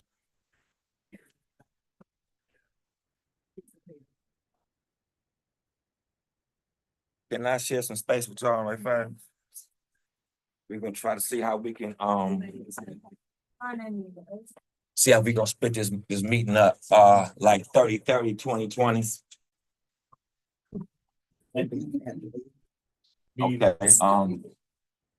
if y'all got any immediate concerns, y'all let me know right fast so we can kind of get that portion out the way. So we can be working on some stuff and then we can get back into their portion. Cause some of y'all might have to leave. No, yours is what, safety? Yeah. So if anybody online, if y'all got any questions for me for any safety, I kind of need those right away if y'all got them, because at the same time we are going to turn so a part is meeting over to, what's your name again? Clean Wisconsin. So again, you got 3 different names, but 2 different names. Clean Wisconsin, and they got some rain barrel stuff they talking about, and there's some gardens. again, we need some of that, because we got a whole bunch of these empty lots around here. We gotta do something to beautify this neighborhood to a degree. But So these gardens are basically for for houses, right? Houses? They have a drainage system. Yeah. They go in water Okay. into can I get a opinion from over here, please? rain garden. All right, no, It's yours. good, Thank right? you. But there's another one probably coming. Which one? I guess you're the- Listen, I can move over so they can open them.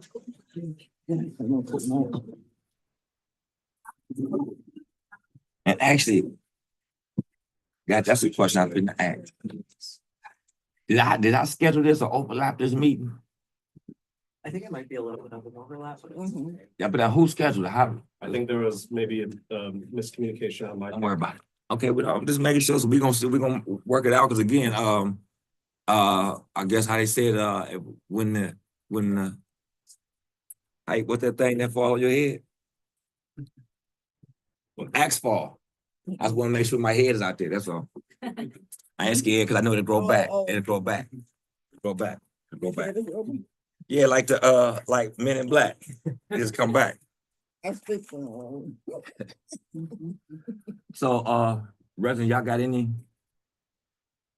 concerns right fast? Before, 'cause I know some of y'all might have to leave. Trash, We are the trash bin. trash bins. To put garbage in. We That's still- part of the safety, isn't it? There's the one We on still have- 26th Street, right? The trash can. Yeah, that I got from here and I put on 26 and Chambers there, bro, and people are Yeah. using it. Okay, talking about the one with you the roll away, you want some more then? No, no, that was the one, the decorative one, Oh, that's right, okay, yeah. with the jungle scene. But yeah, I wanted some rollaways on different areas, like I said, on 27th and Locust. Mm-hmm. And we asked for one on 29th and Fonda, like there on the corner at the bus stop. Cause we still got a few of them ones, we still got a few of them, because we the ones who handed those, Rollaways? not the rollaways, but the ones we was having. Yeah, I wanted Yeah. another one, but they said they don't know yet. Oh, you say To put 29th to on- Fond du Lac. Wanted to put on 26 in Burleigh. The where they come 26th. to that store and they just throw all their garbage. I like that second, And that I take 29th to the, Fond du yeah, Lac. I empty it. And put it in my garbage can. See, that's what I'm talking about. So we want 29th to Fond du Lac, 26th in Burleigh, another one, and where else? 27's and Locust. On those corners. But you go to other communities, I Mhm. do some driving around because I do some non-emergency medical transport. And I go through West Dallas, through West Dallas, basically. They have a trash can on each corner. Mhm. Well, every corner has a trash can. All And right, ours, we can rarely see them. Sometimes we do see them, they dumped over. That about right. okay. Hey, yeah, we need more trash cans. So even, because Mr. West brought it to my attention, that I said, I see a lot of trash, but I don't have nowhere to put it. If you were going down the street, and he said, well, he just carries a big garbage bag in his car and he just gets out and pick it up. But I said, it would be nice to have a trash can there that you can put it in the trash. It does, because most trash I do, I keep it in my car until I'm somewhere to do it. So, but that would, yeah. Because at least when somebody's at the stop sign or something, at least if they got enough common decency for themselves, at least they get out and do that little 2-second, whatchamacallit. Or somebody can come past and pick it up. Yeah, indeed. And they got somewhere immediate to dump it at. To put it in. Great idea. Great idea on that one. Anybody else got anything? Any more for safety? Any more safety concerns or issue before I turn the rostrum over? I'll probably make the city aware that they need to replace the stop signs when they get ran over. Yeah. We got some that's gone and nobody has replaced them. I think they should automatically, if somebody run over a stop sign, they got those temporary stop Right. signs they can put up. We already in tune with the alderman about that. We just need to know what some of the sites that where them corners at, so we can Okay. get them up on there. I can Yeah. look and see which. So if you tell me, I send it right to him and he'll get on that one. Off on 27th and Chambers, they're going into, Okay, going so off when they- Chambers into 27, and people just You know, before you go in Yeah. busy street, you should stop, but some people don't. Okay, so if they run over a stop sign, is that because of a car accident? Most likely. Maybe. And the Right. city don't report it and make that part of the. Well, again, you know, again, if we don't make it a priority, you know, they will get to it as they supposed to get to it. Something part of your job. I know, but Yeah, but that don't mean again, they so bagged up. They so bagged up now. This is something I was talking before everybody came in. Regardless of what title we hold in life, everything right now is going crazy. I don't care if you work for the police, the mayor department, you play for a football team, everything is going haywire. Ain't nothing really in alignment if anybody's paying attention right now. Everything is going kind of crazy. So They expect us to pay our bills. They want that to be in a. well, again, if we don't, like this, don't pay your bills, the whole country broke, right? So again, we got to get back. We got to get all that right again. That's a long conversation. Country, the community, everything. Yeah. That's it. That's all y'all got. Well, come on, young fella. No, I got. Can you hear me? Talk to me. I talk back. Go ahead. Okay, it's Lane, Miss Simpson. Anyway, you already seen next door my neighbor. He has a lot of trash, and they don't clean up. So what am I supposed to do with that? Well, he got a lot of trash. Look like he ain't gonna get it up. He have never really got it up. And he got it close to my fence, so it looks horrible, and I don't know what else to do. You got one or two services. You got one or two options. You can call neighborhood services, or if it ain't that much, I really come and get that. Because again, I know this is gonna sound crazy. If they're not in the position to do it, and then if we go put neighborhood services on them, that's adding more pressure, more all that to them. Even though I know it sounds crazy, but now that's a bill they can't stand. That's some more pressure on them. So again, we got to figure out how we can balance out to have a happy neighborhood. And I think we need more participants who, like, when you give me this call, and then when I make a call, I can get some help. We just come clean that up. It's like, again, probably 30 minutes. So well, again, I know what you said. They brag that they're doctors or whatever. I don't know if they have a physical, if they're a medical doctor or whatever, but they brag about that, you know. So I think they had the money to clean it up, or they had the money to clean it up, but they just don't do it. They're just trifling. Well, guess what we're gonna get them to do then? If they saying they doctors, we're gonna see can we get them to donate to Amani United just for those whatchamacalls, and we'll take care of it for them. If they Dr. Hospital. Well, that's what they claim. So no, these are she said this is the residents, her neighbors. Yeah, it's empty lot. It's an empty lot. Right, it's empty lot, but they own it. They own it. So do you mean tell me they come and they do the dumping on their own empty lot? No, other people do it, but I guess other people do it. They just sometimes clean it up. Okay. They don't pick up the trash. They just cut the grass and push the trash close to me. You seen it, babe. You can drove around and you asked me about it. I told you that wasn't my property. You're right. So the fence is there, but it's just a lot of trash there. It's been going on for years, and they don't shovel the snow and all of that. So they're just trifling. But I just want to know. So I will call neighborhood services. Yeah. Let's see. And do you have their information since you know them? No, it's been a long time. I don't have anything on them now. No. I'm gonna look up their address and see can we reach out to them and talk to them and see can we get them more involved.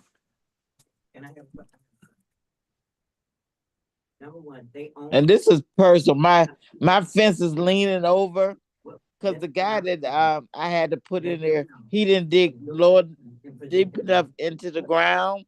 And it's been like that for years, but now it's starting to tilt over.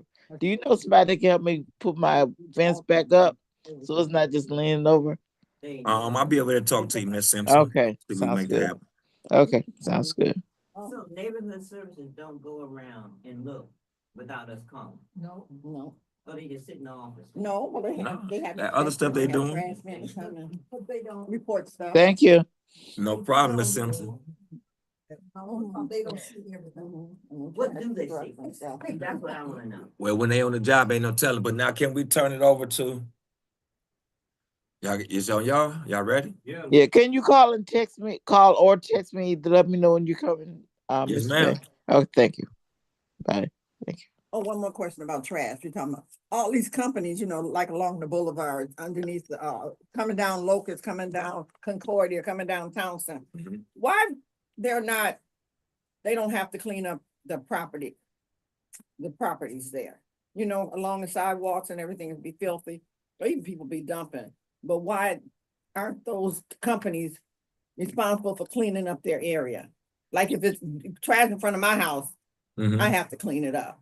Why they don't have to clean up? Probably because there's more red tape to figure out who's supposed to really do it. Who owns And then remember it's a company. So again, they going through secretaries, through this person, through that person before they probably get to the right person. And since we not standing on them to do it, That's I what think that is. So that's all this. We need to put some fire up on them to make sure they do Yeah. their job.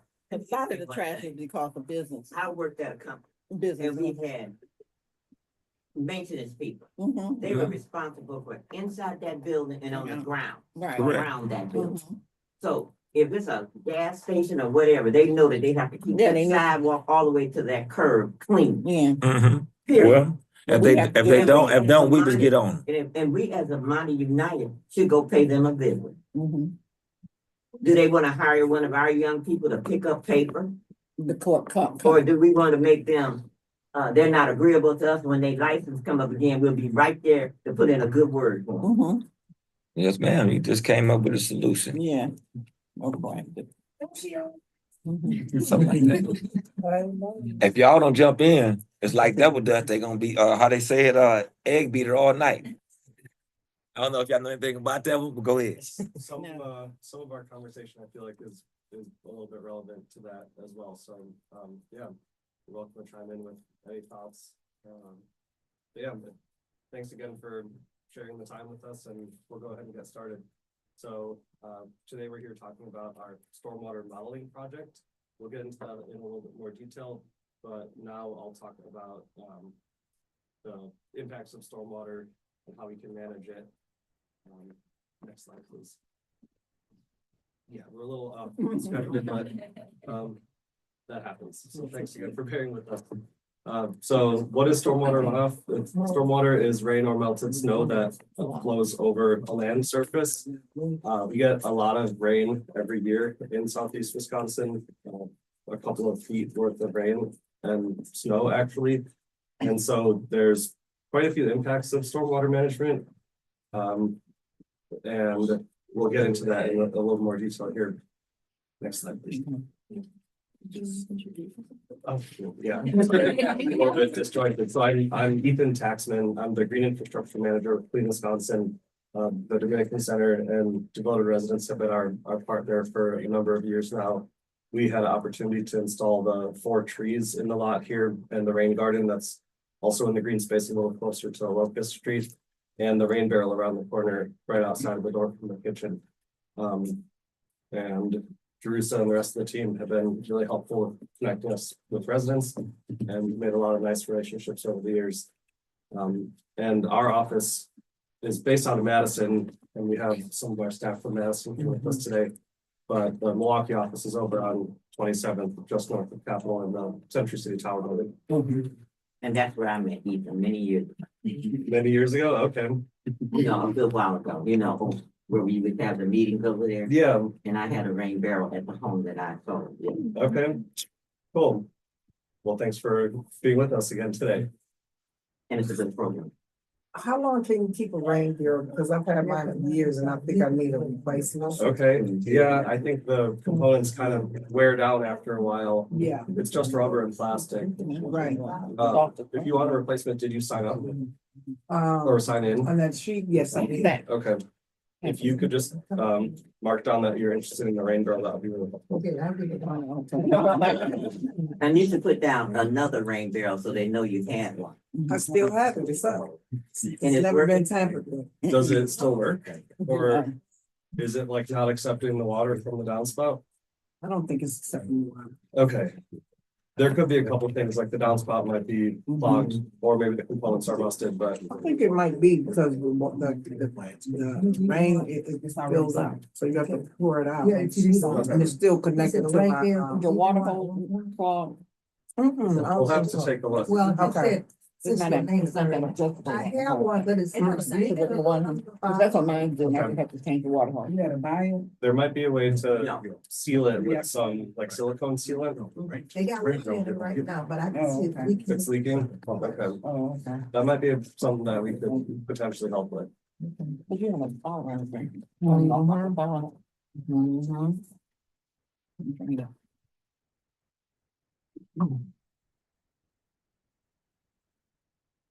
So this is an example. I like to show this because on the left is a graphic of what our area might have looked like or did look like before we redeveloped it. The importance of vegetation in infiltrating stormwater is very important.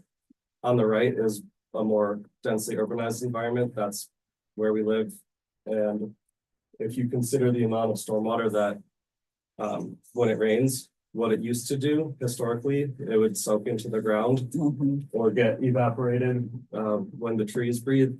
But now with so many hard surfaces, parking lots, roads, rooftops, you name it, more than half of the rainwater that falls will turn into stormwater runoff as opposed to infiltrating into the ground through vegetation. So next slide, please. Milwaukee has a lot of stormwater sewer infrastructure. So stormwater pipes, and if people are familiar with the combined sewer area, does anybody know about that? So the sewer and the sanitary pipes are basically the same infrastructure in certain parts of Milwaukee. I think south to Bayview, west, I don't know how far it goes, but it kind of curves around, and then north to Shorewood. So a pretty large part of central Milwaukee is in the combined sewer area, which means that when you flush the toilet or water that goes into the storm sewer, they all go to the same infrastructure. And sometimes if you have too much stormwater and too much sanitary water, it can lead to too much. And sometimes they have to either do overflows, or if anybody's experienced a basement backup, sometimes that's because there's just too much water all going into the same sewer infrastructure. Right, now you explain that very slowly. That's why when we have flooding, you get that sewer water in your house along with the drain water, because they're flowing into the same thing. Once that fill up, you're getting all this garbage. Oh my goodness. So this might be a little off topic, but it's related. MMSD built the deep tunnel system, which is like miles and miles of large tunnels that is increased storage capacity. So they're able to send water down into there and bring it back up at a later time when the water treatment plant has more capacity to treat the sanitary water that gets sent to them. And I just have one other thing. They actually showed years ago a person walking through there. Yeah, I think. And how often do they convert that water, this massive crap through that tunnel to prevent our home from being overflowed? There's like a portal online. You can look to see how full the deep tunnel is on MMSD's website. They actually, they publish that, yeah, because of all of their, like, the treatment. It seems like they don't even know. Computers now, they know. Yeah. A computer can't be no better than the programming, and the person pushing They the button. program it. That's a good point. They program. That's a good point. The last rain we had, it was so much water, it was ridiculous. Yeah, I think we had And like. all the intersections and everything was just flooded. The rain was serious. A couple weeks ago, we had 2 inches of rain in 2 days. Yeah, and the sewers be backed up with garbage too, you know. But the neighbors don't know to go down and clean those drains on their block. They know, but they don't do it. Yeah, well, we used to do that all the time. Two Yeah, I on keep mine too. our block, and we went and kept it clean. So some works have to be on us. Yeah, it is. As well. Yeah. Yeah, I agree. There's a shared ownership. I think if everybody did what they could, that would be really helpful. Next slide, please. So this is a graphic depiction of what Milwaukee might have looked like before it became really developed. The green spots are historic wetlands, and wetlands are a unique natural, natural process where it's kind of like where the surface and groundwater interact. And all of the blue lines are historic streams. So if we consider water going to the low spots in the wetlands and making their way along the streams, next slide, please. This is really impactful. This is what Milwaukee looks like if you want to bounce back a couple of times back and forth to give people an idea. So now we've hardened a lot of the edges. We've turned the streams from meandering to more straight lined. Lincoln Creek, for example, used to be concrete lined. Now they've renaturalized it. But my point is, water still wants to go where it used to go historically. And sometimes that means to low spots where there used to be wetlands. And we have since developed over that. And so there's a lot of implications with stormwater runoff. And it's important to consider that, especially in areas that are near waterways. So some more challenges with stormwater, flooding. We talked about basement backups. Stormwater is really powerful. It can cause erosion. I don't know if you've seen just at your home at the end of the downspout where the stormwater might kind of push away the grass and the soil. It's pretty powerful. And also trash. We talked about trash, pollution, debris, lawn trimmings, leaves. Yeah, all of that can contribute. So like nutrient pollution, and just general aquatic health can be reduced as a result of stormwater. Historically, before there was a lot of environmental regulation, the direct pollution from companies like polluting a waterway, like from a pipe in their factory was the most, I guess, prevalent source of aquatic pollution, but now it's the stormwater runoff carrying pollution. Next slide, please. So if you think about when the water flows across the surface, if there's drippings from vehicles or trash, that all gets carried to the storm drain. That eventually makes its way to our area waterways, to Lake Michigan. And so it's important to keep all that clean and be mindful of what's being transported by the stormwater. And then this is an example of I'm sure you're all very familiar with this, but it's a stormwater drain that's threatened by trash and debris, and it can cause localized flooding. And then any trash that makes its way in there will become a pollutant. Well, this past fall, they said that when all the trees had, the leaves fell off the trees, to take the leaves and sweep them into the streets. And sometimes it would take them forever to pick it up. And then you have rain on top of that when the leaves go straight to the storm seas. Yeah. And then it backs up. Yeah. But that was a bad move. I don't like that. You know, to take, when the leaves fall off the tree, sweep them into the street. Don't put them into the garbage can because the garbage people are not gonna take them. You know, so now, I mean, just the other day I was cleaning my yard and I still had leaves. I had leaves. I'm like, this is, they were at, you know, up in my yard, and I'm like, where did this come from? And that's a lot of work, you know, and I was kind of mad about that. And then the people, the city, they take their time to come and get it. The sweepers are very slow. The trash people pick up the stuff they want to pick up.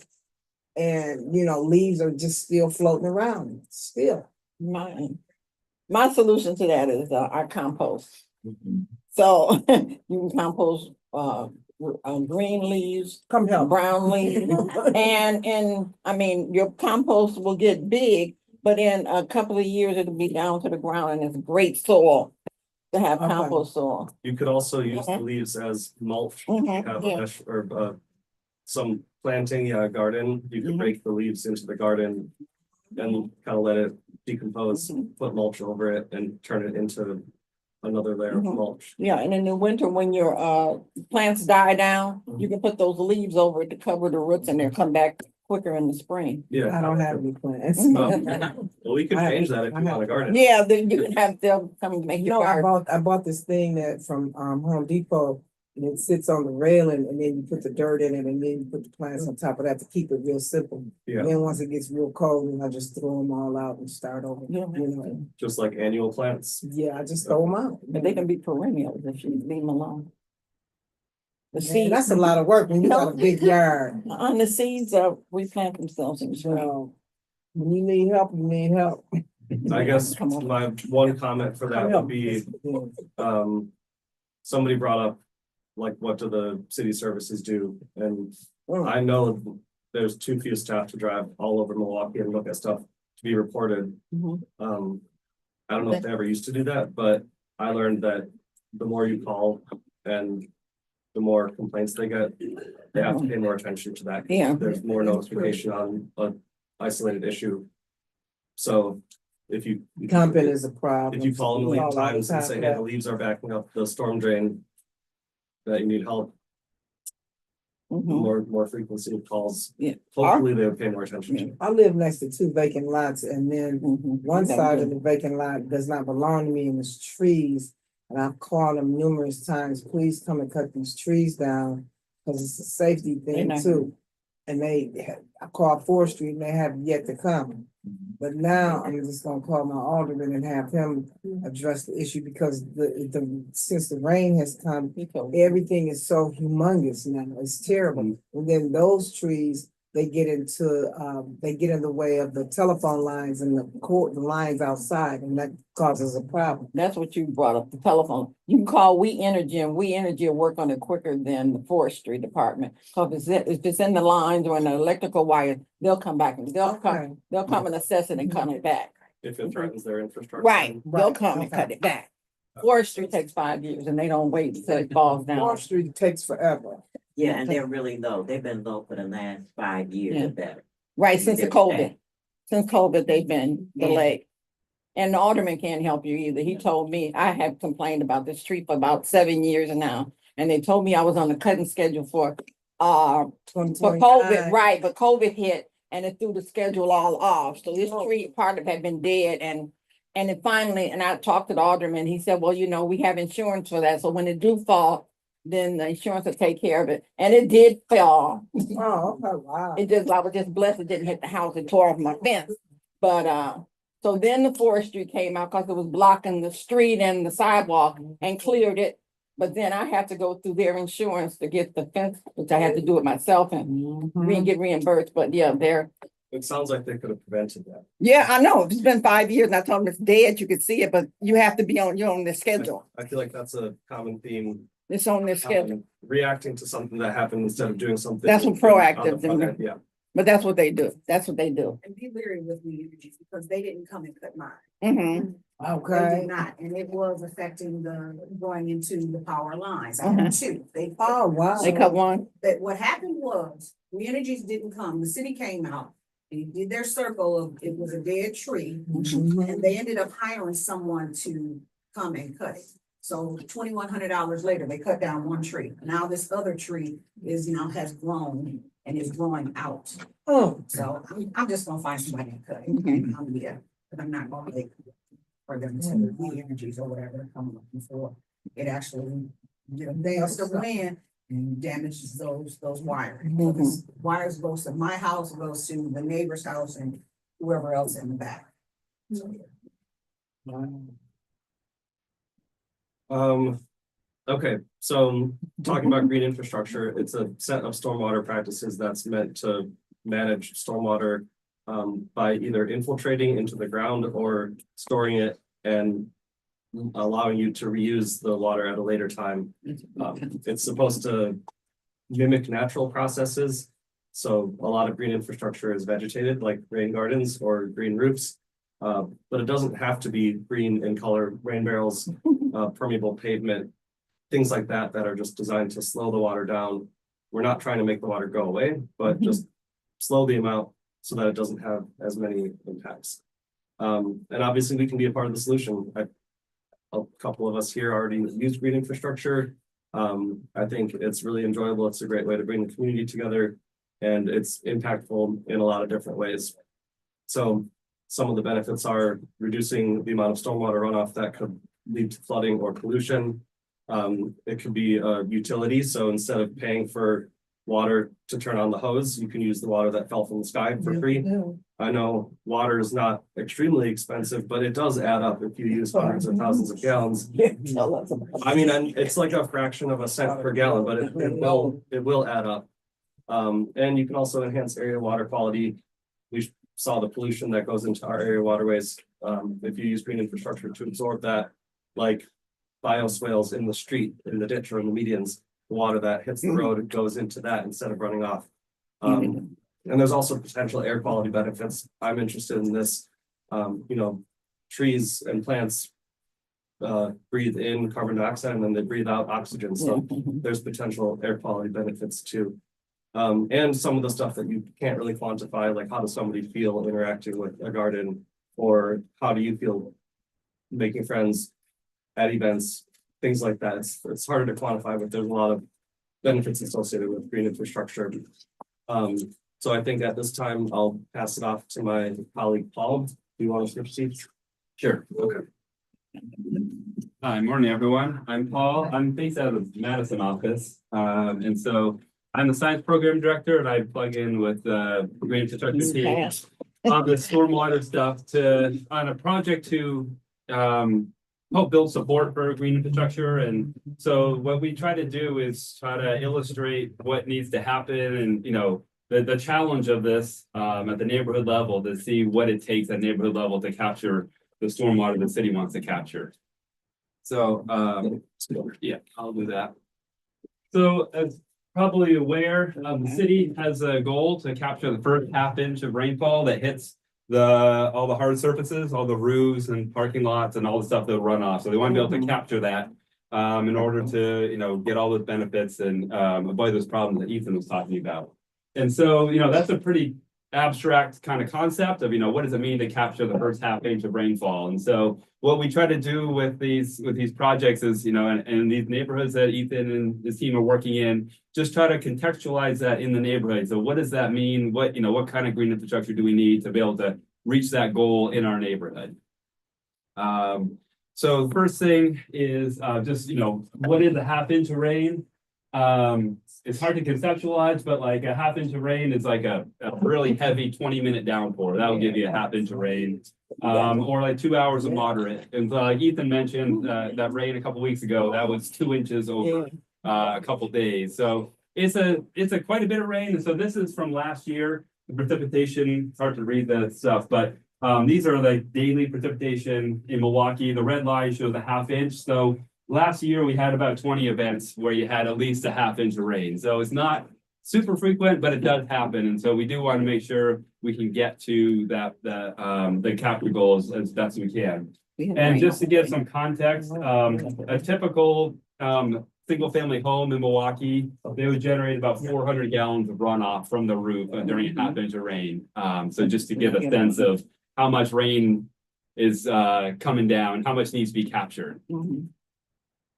So how do we go about doing this? There's really 2 steps to it. First, we need to, at a given neighborhood, we need to first determine how much runoff is generated in a half inch rainstorm in that neighborhood. And then once we know how much we need to capture, we can look at, okay, here are different ways we can capture all that with all these different methods of capture, through rain barrels, rain gardens, public stuff. Yeah, go ahead. So for the first step of calculating the runoff amount, the volume, the amount of rain that we need to capture is just basically the area of the hard surfaces in that area, in that neighborhood, and you just multiply that by a half inch of rain. So that'll give you the total volume. And so in our project, this year we're doing both the Sherman Park area and the Amani neighborhood. So I'll have both in this. We'll focus on Amani since we're here.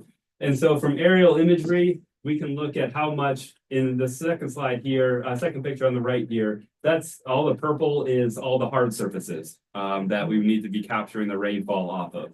Everywhere else that will still do the kind of the natural infiltration that Ethan mentioned. But being in the city, in the developed areas, there's a whole lot of impervious surface that we need to be capturing rainfall off of.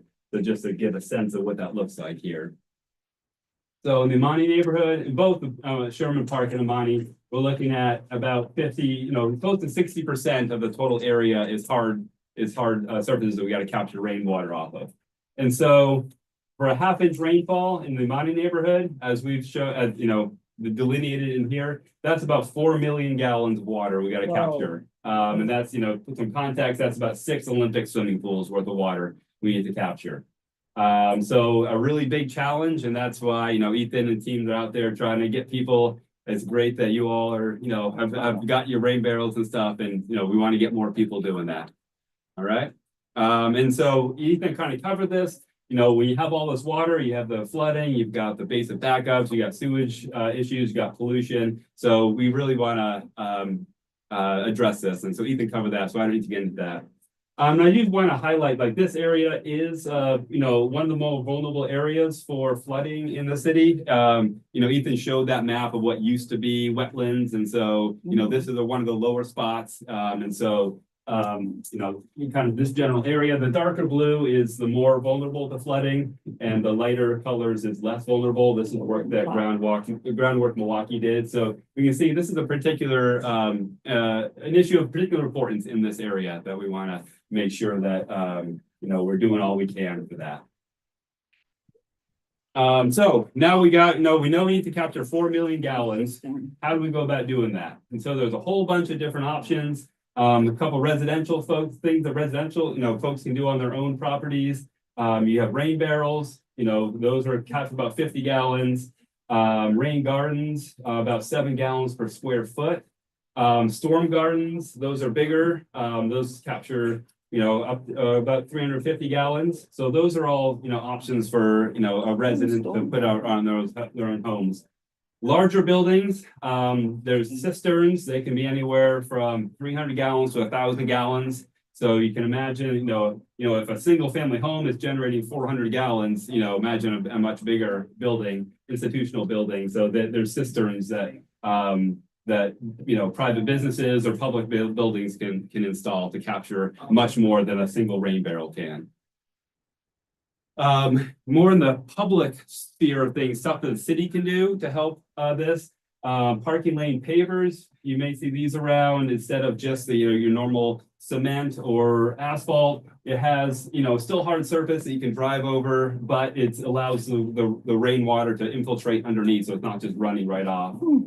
Permeable alleys, you'll see those around, either the full alleys permeable or just kind of a strip down the center. Again, it's just reducing the amount that's just running straight off and just allowing more to infiltrate.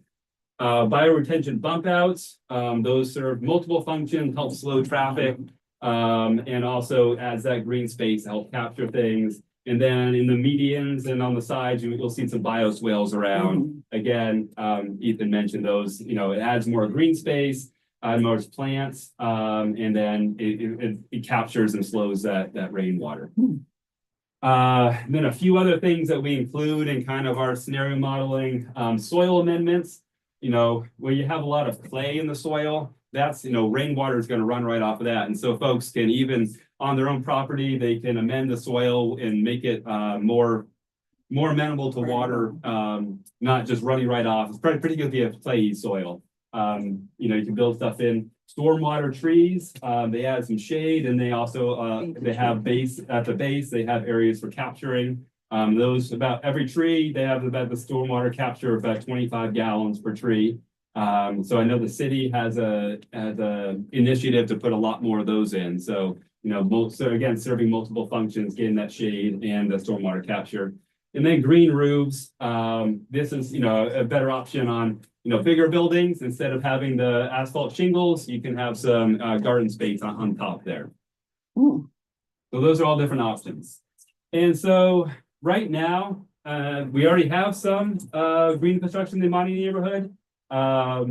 What we have right now, so the bright green dots are private, folks who have rain barrels and rain gardens. And then there's a couple public options here. Right here, the Center Street Library, they've got some stormwater trees, they've got some permeable pavement. And then the Fondy Stormwater Project down there, they've got stuff too. So on the public side of things. But, it's a start, but right now it's capturing 160,000 gallons, which is a lot, but we have a lot more to go. So that's about 4% of what we need to get to. And so here, we just did some, just to kind of illustrate what it takes, and what it needs to look like. So right now, here's what it looks like right now with respect to green infrastructure. And then Ethan developed a couple kind of scenarios just to kind of illustrate, the challenge and how, we need everyone to do their part to get there. And so here's a scenario where he looked at, okay, what if, a quarter of every house and a quarter of all residents put in a rain barrel and a rain garden and a storm garden, what would that look like? And so even when you're doing that, we're getting a lot more. We're at the 20% capture, but it's a long ways to go. So this is to illustrate, Substantial need. yeah, we need to, everyone's gotta get in. So how do you capture people? Do you go door to door? Do you send flyers? Because Yeah. that's not something that people are aware of. Yeah. Because when you go to the back of my house, you can see the garbage, it's like a garbage can and then it's attached to the house. But other people in the neighborhood, they don't know. Yeah, yeah. You know, and that's kind of crazy, Yeah, it's just kind of, yeah. All you gotta do is give me $1 million, I'll figure it out. We try our best. I mean, we can't reach everyone, but we partner a lot with our friends here at the Dominican Center, and we go to the pop-up events and send emails and put stuff on websites. I mean, there's only so much you could do, or even if you do it, will people be listening? But if you want to be an advocate for us and talk with your next door neighbors, we'd love your help with that. But we try and we work You on. need them on a lot, but then you got some people, I think it's probably, you have to be a homeowner. A lot of people are Get renters. permission. Well, Get permission. Permission. Yeah, they can get permission. Yeah, from the property owner or whoever. When you gonna start putting them in? We've started with our installations last week. Okay, because you haven't called me. Yeah, we gotta get. My name is on the thing. I have about 5 that we put in. So since we signed in, and then you can just contact us and let us know if we come out. Yeah. In the back of your house. Wherever is most convenient for you to use it. If you have plants in the front, as far as the rain barrel goes, yeah, if you want. Okay. They can put your garden in. If it. Yeah, we want to do like 20 or more rain gardens. Put it back to. So an important point is that it does, we need as much buy-in as we can, but it can't just be on the residents. So even if everybody had a rain barrel and a rain garden, that would only capture about half of what we need to do. So it's not just, the residents, it's the city too. And so Ethan also does stuff, does some scenarios where, just when you have the bioswales, those bigger projects, those just can capture a lot more. And so the city needs to do its part too. And so, just another kind of scenario, where you add in some stormwater, some parking lane pavers, some permeable alleys. You can get quickly up to, then you can quickly add, get more of that capture where we need to go. So it really takes everybody's part. And I think, if residents are aware and, make it a priority to the elected officials, maybe we can get more of the city projects, like when they're redoing a road, build in some green infrastructure, if there's any kind of input, opportunity for input from residents,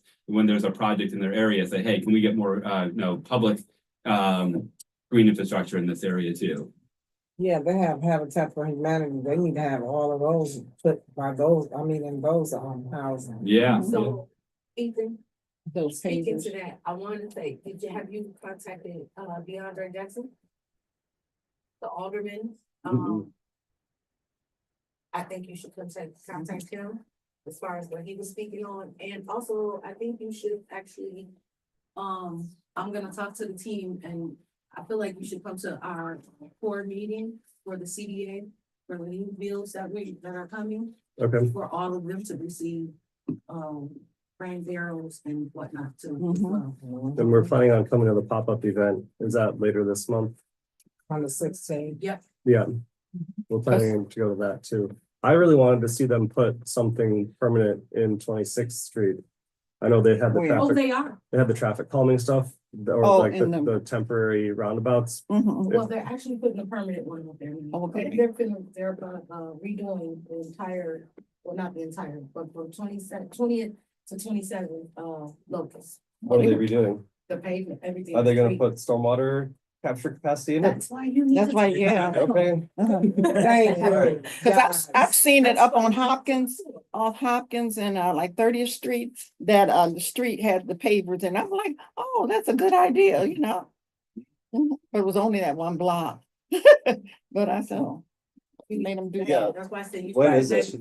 I'm not sure, but the problem with the city is they don't communicate different departments. Like wanna be doing something and the other department won't know. So since we've been working with Danya at the city for like the Hopkins bike lane, the residents started speaking up like, well, they need to redo the streets too, because it doesn't make sense. To make a lane, to yeah. Bike lanes, and then they come back through and tear up the street. Yeah. So actually, now they got it where they're gonna Coordinate it. Okay. The departments don't talk to each other when they're doing anything. So, and it's a waste of money if I'm gonna do this and then you guys come a year or two later and tear it up and do that. Now we gotta come back out, redo this. So it'll save a lot more money as well. Yeah, and make sure everybody's on the same page. Yep. Send me some info about the meeting, and we'll try and get there. All right, well, definitely. Thank you. Yeah, and so the last part of what we want to talk about is connecting this work to other work that we're doing in Wisconsin. We have an environmental health initiative where we're trying to really understand what are the environmental health issues and exposures and risks that people are dealing with, and what are the important ones. And I just want to talk about how green infrastructure kind of plugs into that. And I know Kayla's going to give a broader overview of kind of what we're trying to do. And so go to the next slide. So green infrastructure can help with summertime heat exposure. So, summertime heat, it's really harmful, particularly to older folks, folks that can't afford air conditioning, all that stuff. So it is an issue, and green infrastructure can help with that. And I'm just going to kind of illustrate that. So here's a map of Milwaukee with the summertime temperatures. And so the redder areas, the dark red areas are relatively hotter areas during the summertime. And then the blue areas are kind of cooler. And then the white areas are kind of average. So this is during the summertime. So you can see there's there's some hot spots of summertime heat in the city. It's not evenly distributed. And a lot of that has to do with the land cover on it. And so here's tree canopy. And so dark green means that there's more trees. And so you can really see how when you have more trees, it's just a cooler area. So a lot of trees here, a cooler area, a lot of trees up here, a cooler area. Whereas in here, not many trees and a lot warmer. So that gets to what Ethan was saying, all these hard surfaces. And so this is just the reverse of that. This is where all the hard surfaces are, the darker colors, a lot more of the surface. So not only is it allowing stormwater to run off, but it just absorbs all that heat and keeps that, keeps it really hot. The natural surfaces through that evapotranspiration that are breathing out of that water that Ethan was talking about, that really cools things off. So when you don't have green space, you don't have the green infrastructure, it's a lot hotter in those areas. And so again, the gray is just kind of the opposite of this, where you have a lot of the dark color, that's a lot more of the pavement and concrete, and then that lines up with where you have a lot of the warmer, much hotter surface temperatures. And so here's, again, this is a couple days in July with the DNR, the Department of Natural Resources. They did some mapping of heat in the city. Again, darker colors are hotter. We're right in kind of this area right here. So in a warmer area. And then if you zoom in, it really shows in kind of the impact, the cooling impact of green spaces. So here you got the cemetery. So a lot of green space there, a lot cooler. Oh, wow. Even here, down here, you got the Capitol stamp. They've got that pond and that green in that natural space there. So you can really see how that kind of shows up. And then the band shell right here, they've got that green space. And so just it kind of shows where you can have more green space. It keeps things a lot cooler. And so this green infrastructure, particularly the public green infrastructure, where they're replacing pavement and putting in green space, that's going to really help cool things off. And stormwater trees, again, that's going to not only capture stormwater, but add shade and cool things down in the summertime and help out those who have health issues and help keep them cooler during the summertime. So I just had some links here. And so I just wanted to make that connection between kind of bridge green infrastructure, has a lot of important stormwater stuff, but it also relates to our everyday health and our quality of life generally too. And so I'm going to transition to Kayla. You're going to talk a little bit more just generally about environmental health and kind of what we're trying to do to understand where the priorities are and, you know, where we can plug in and help out. Yeah, I can just. Hi,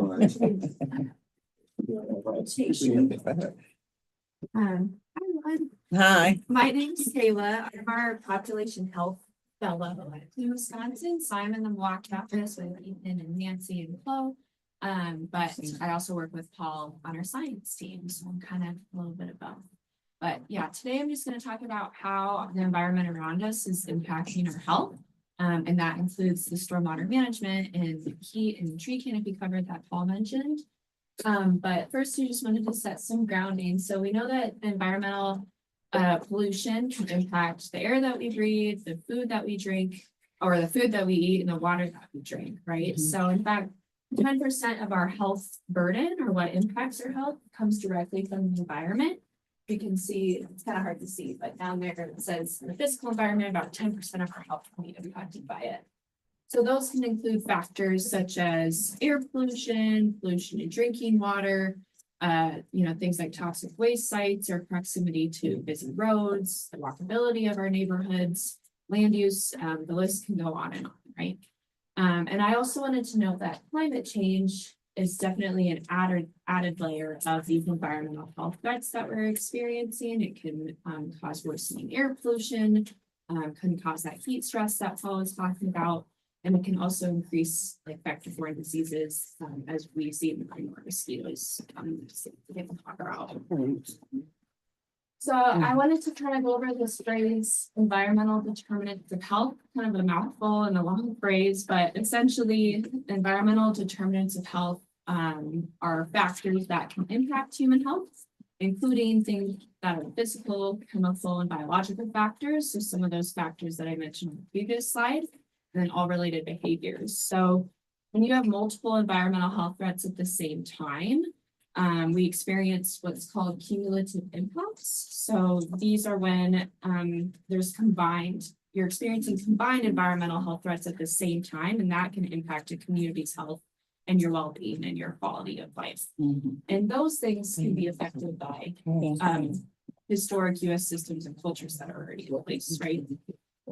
So we know that cumulative impacts are also, they have been linked to various health problems, things like increased asthma, cancer, harmful pregnancy outcomes, and like heart diseases.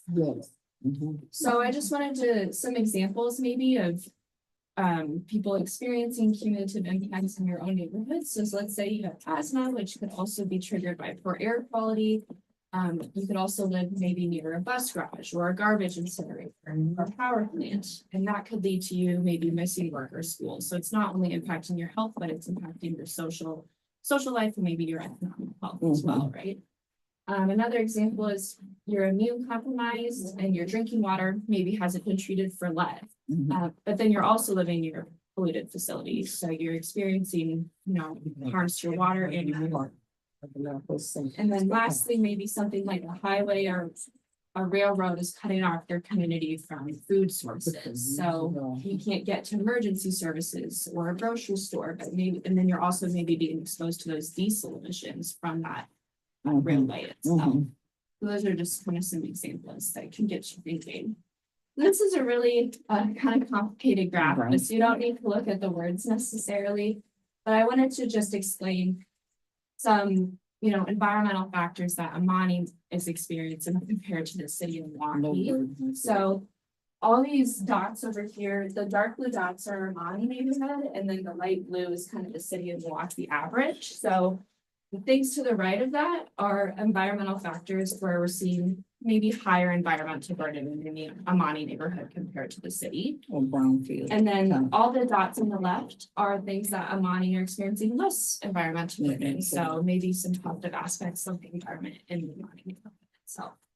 But the main box that I want to focus on are some higher burdens that we're seeing. So we're seeing you know, more brownfield sites, maybe in the Amani neighborhood compared to the city.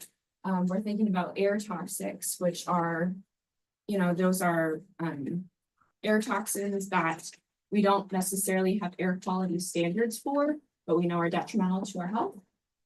maybe less parks and green space access compared to the city. So thinking about that, map that Paul was showing where the green spaces are. Lead paint housing, so houses that were built prior to 1960 that may have lead paint. And then also high volume road proximity, so how close are we living to busy roads? So we're hoping to highlight these areas for improvement with data, as they can help inform community engagement efforts, and planning efforts in our neighborhoods. So just wanted to focus on those. So then these are just some health risks of those higher burden, areas that we're seeing in Amani. So just things to be aware of and why they're important, why we want to try to tackle them. So brownfield sites potentially contain harmful substances. So when exposed, it could be a risk factor for diseases and poor health effects such as asthma, high blood pressure, or high blood levels, maybe low birth weight, and then also Those brownfield sites, are they basically the old industries? Yeah, contamination. Yeah. Yeah, so they're like property expansion or redevelopment and use of land, that has the presence of maybe harmful substances. That's the question, when they, like, say like if you live in a mine and they tear a house down, that's, toxins that they're putting in the air. Right. So, yeah, because the soil. Yeah, and then like, what I've been seeing lately is it's been people who've had fires and the houses are not completely burnt and they're putting them back together, like the one on 22nd Street is scary. Okay.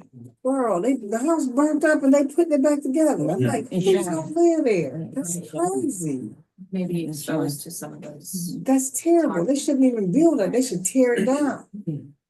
Okay, well, I'm concerned about that. Yeah, and we can get to, maybe let's show the next slide versus some of the maps. So these are two maps. The one on the left is showing the blue kind of crosses are these vapor concerns. So that's when,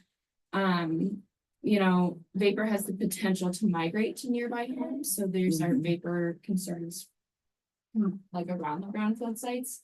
So then there's also, those are the main things that I kind of wanted to point out.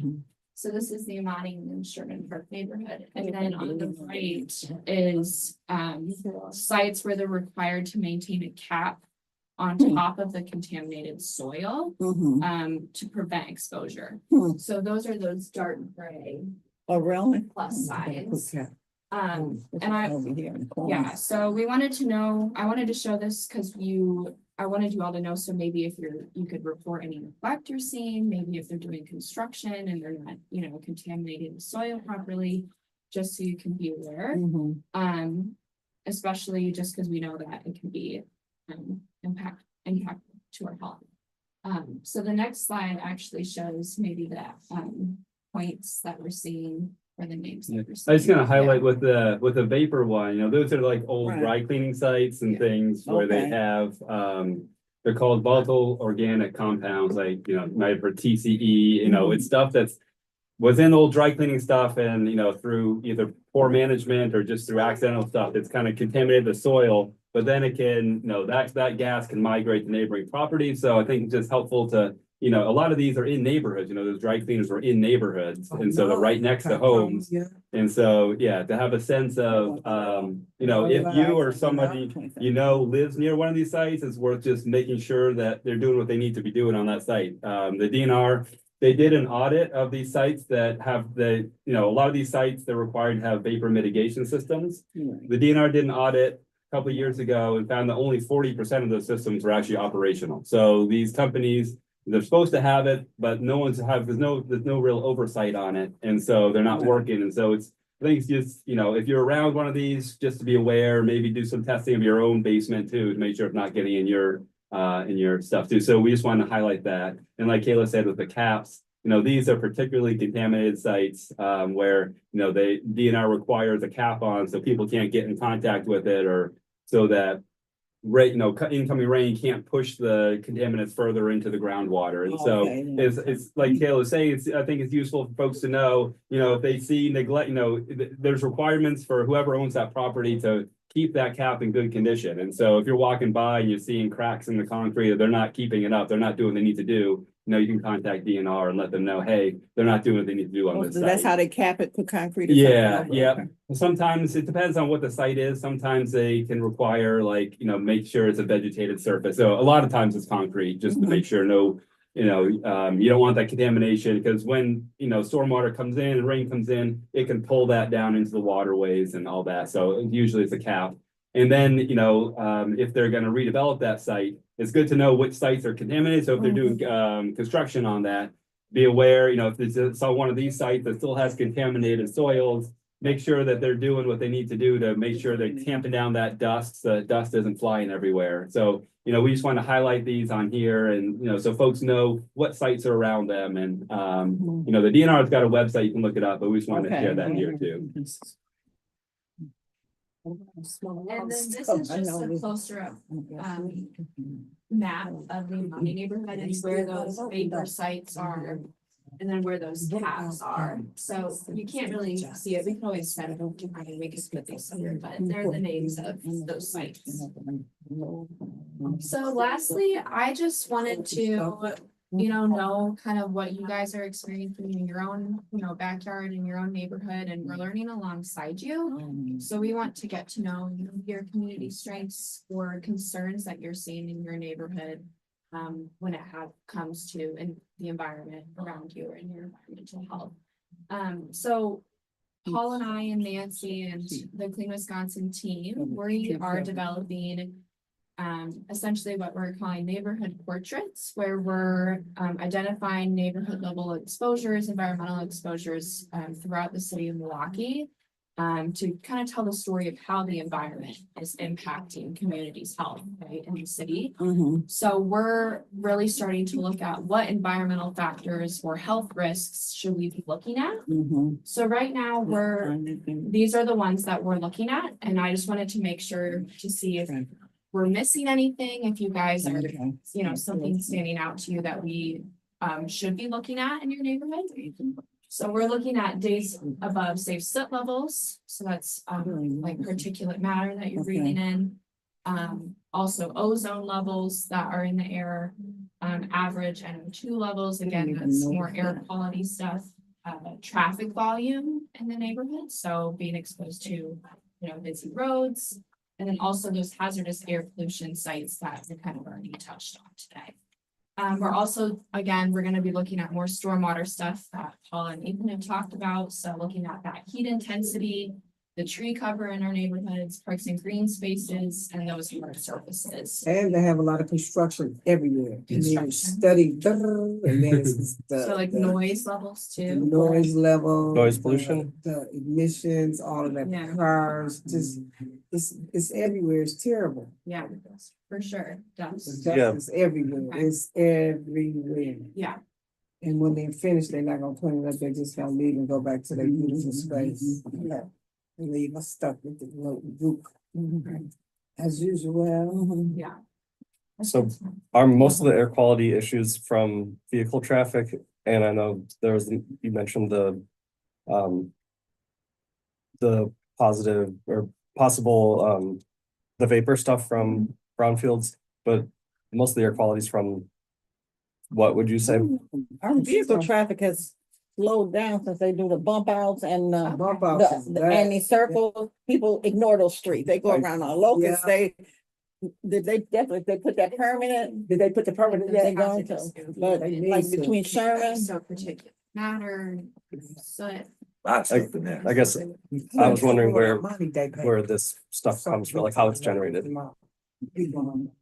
But we don't know until we Is that what get we're they trying to find tested. out? Well, the idea is to Oh, just, to- be able to understand, where the hot spots of these certain things in the city, and like where do we need to focus effort, resources, and know in a given neighborhood, what The only thing we've been. what are, where are things particularly high, and what do we need to focus on in a given neighborhood? Mhm. That's the idea of this, is kind of understand, and so, both for, groups like us and other folks who are trying to do stuff, but also for residents and neighborhood leaders to understand that, hopefully this is helpful information to, say, hey, we're, we need help here, we're a hot spot in Milwaukee, or, this is something we're good at. Let's, let's double down on, we're doing well on this.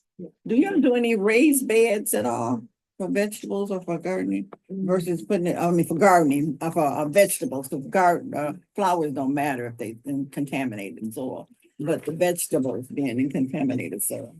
We don't do any of the raised beds for vegetables, no. But contaminated soil is. Yeah. A concern. Especially at those sites. And then we're also looking at things like child lead poisoning, as we know, it's been quite an issue in Milwaukee lately, and also those contaminated properties, so those maps that we were seeing. Now we're also gonna be looking at, sorry. No, I'm sorry. Yeah, go ahead. Empty house is a contaminated property. Yeah. Cause that's like people move out and then they board it up with the green board and then it's still empty. Yeah. So, and then the shingles fall off and the porches come apart and, Yeah. That's- People dumping there. Yeah. I'm gonna clean my block up. It's already almost clean, but we got this one house, it's a wooden frame, and the man has had it sitting there for 5 years. What the heck are you gonna do with this house? Yeah. Besides have some glass blocks put in the basement, and can you fix it? Right. When are you gonna fix it? You have a time limitation. And that's my time. Hurry up and fix it or get out. Tear it down. Important. Yeah. So bad, I'm like, And then we're also just gonna be including, in addition to this list, we're gonna be looking at, the rates of asthma and heart disease and high blood pressure throughout the city as well. It's to see maybe how those correlate. How are you finding, getting that data then? There's publicly available data, and we're also working to get patient, we're working to get The location. I can get, data from DHS. Yeah, I know about all that, 'cause I work in that. Yeah, I work at I'm a lot of epidemiologists. Yes. Everything, they know everything, all the gunshot victims, everything. By me being a member of Amani, we took a couple trips to DC and they know every dilapidated inner city in the United States. And to me, the people that work in DC, they don't care. They just go to work, make money and, try to, do data sets and whatever, So I do know that people, they know. Getting information, yeah. So if you don't know, it's pretty sad when it hits your neighborhood. Right. And it hits home, because all of this stuff, like we just had a resident, she was saying something about, Hey, who all on here left? Hey, listen here, y'all, that meeting over with. Y'all got any more questions for me? We finna end this and y'all have a good Saturday. I mean, today's Saturday, yeah, good, have a good Saturday. Okay, Miss Gentry, Miss Simpson, I'll be able to talk to you and see what's on with that trash. Miss Gentry, talk to me, I'll talk back now, say something.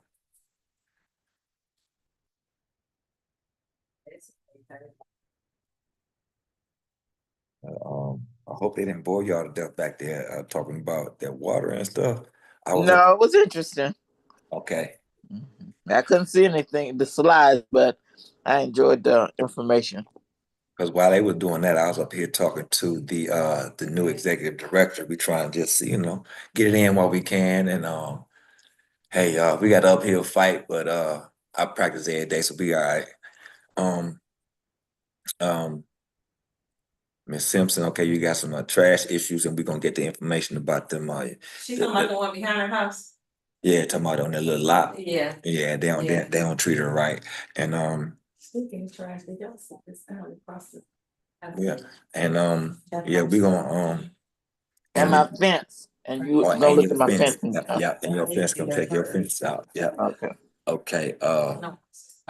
If y'all got anything else, if both of y'all got my number, I know you do, Miss Simpson. Yes. Miss Gentry, I think you should have mine, 'cause I think I done sent out texts. Remember, if y'all can, pass along the information that we have a program that it's going to give away a Ring camera and a floodlight for $20. So spread that to all your neighbors. So we got a Ring program $20 for the Ring camera and a floodlight, so. Okay. And I will be doing the install, so once they give them to me, I'll install it. And matter of fact, I'm gonna reach out to Quinn this weekend so I can get better information on that. And make sure we try to start passing them out next week. Yeah, I have a floodlight in my backyard, but I probably need something on the side or something, outside of my house. Yeah. And another thing, by me going through the electrician program, I can really install all that stuff now. I say I'm qualified, not registered, but I'm qualified enough to do it. Okay. Again, Sounds y'all have a good. good day. Thank You as y'all for coming to the first Saturday meeting, and I'll see y'all in the neighborhood. All right, thanks for all you do. All right, no problemo. Okay. It's an advocacy issue. In the south. Thank you. I'm gonna say maybe like almost 10 years ago, at this point where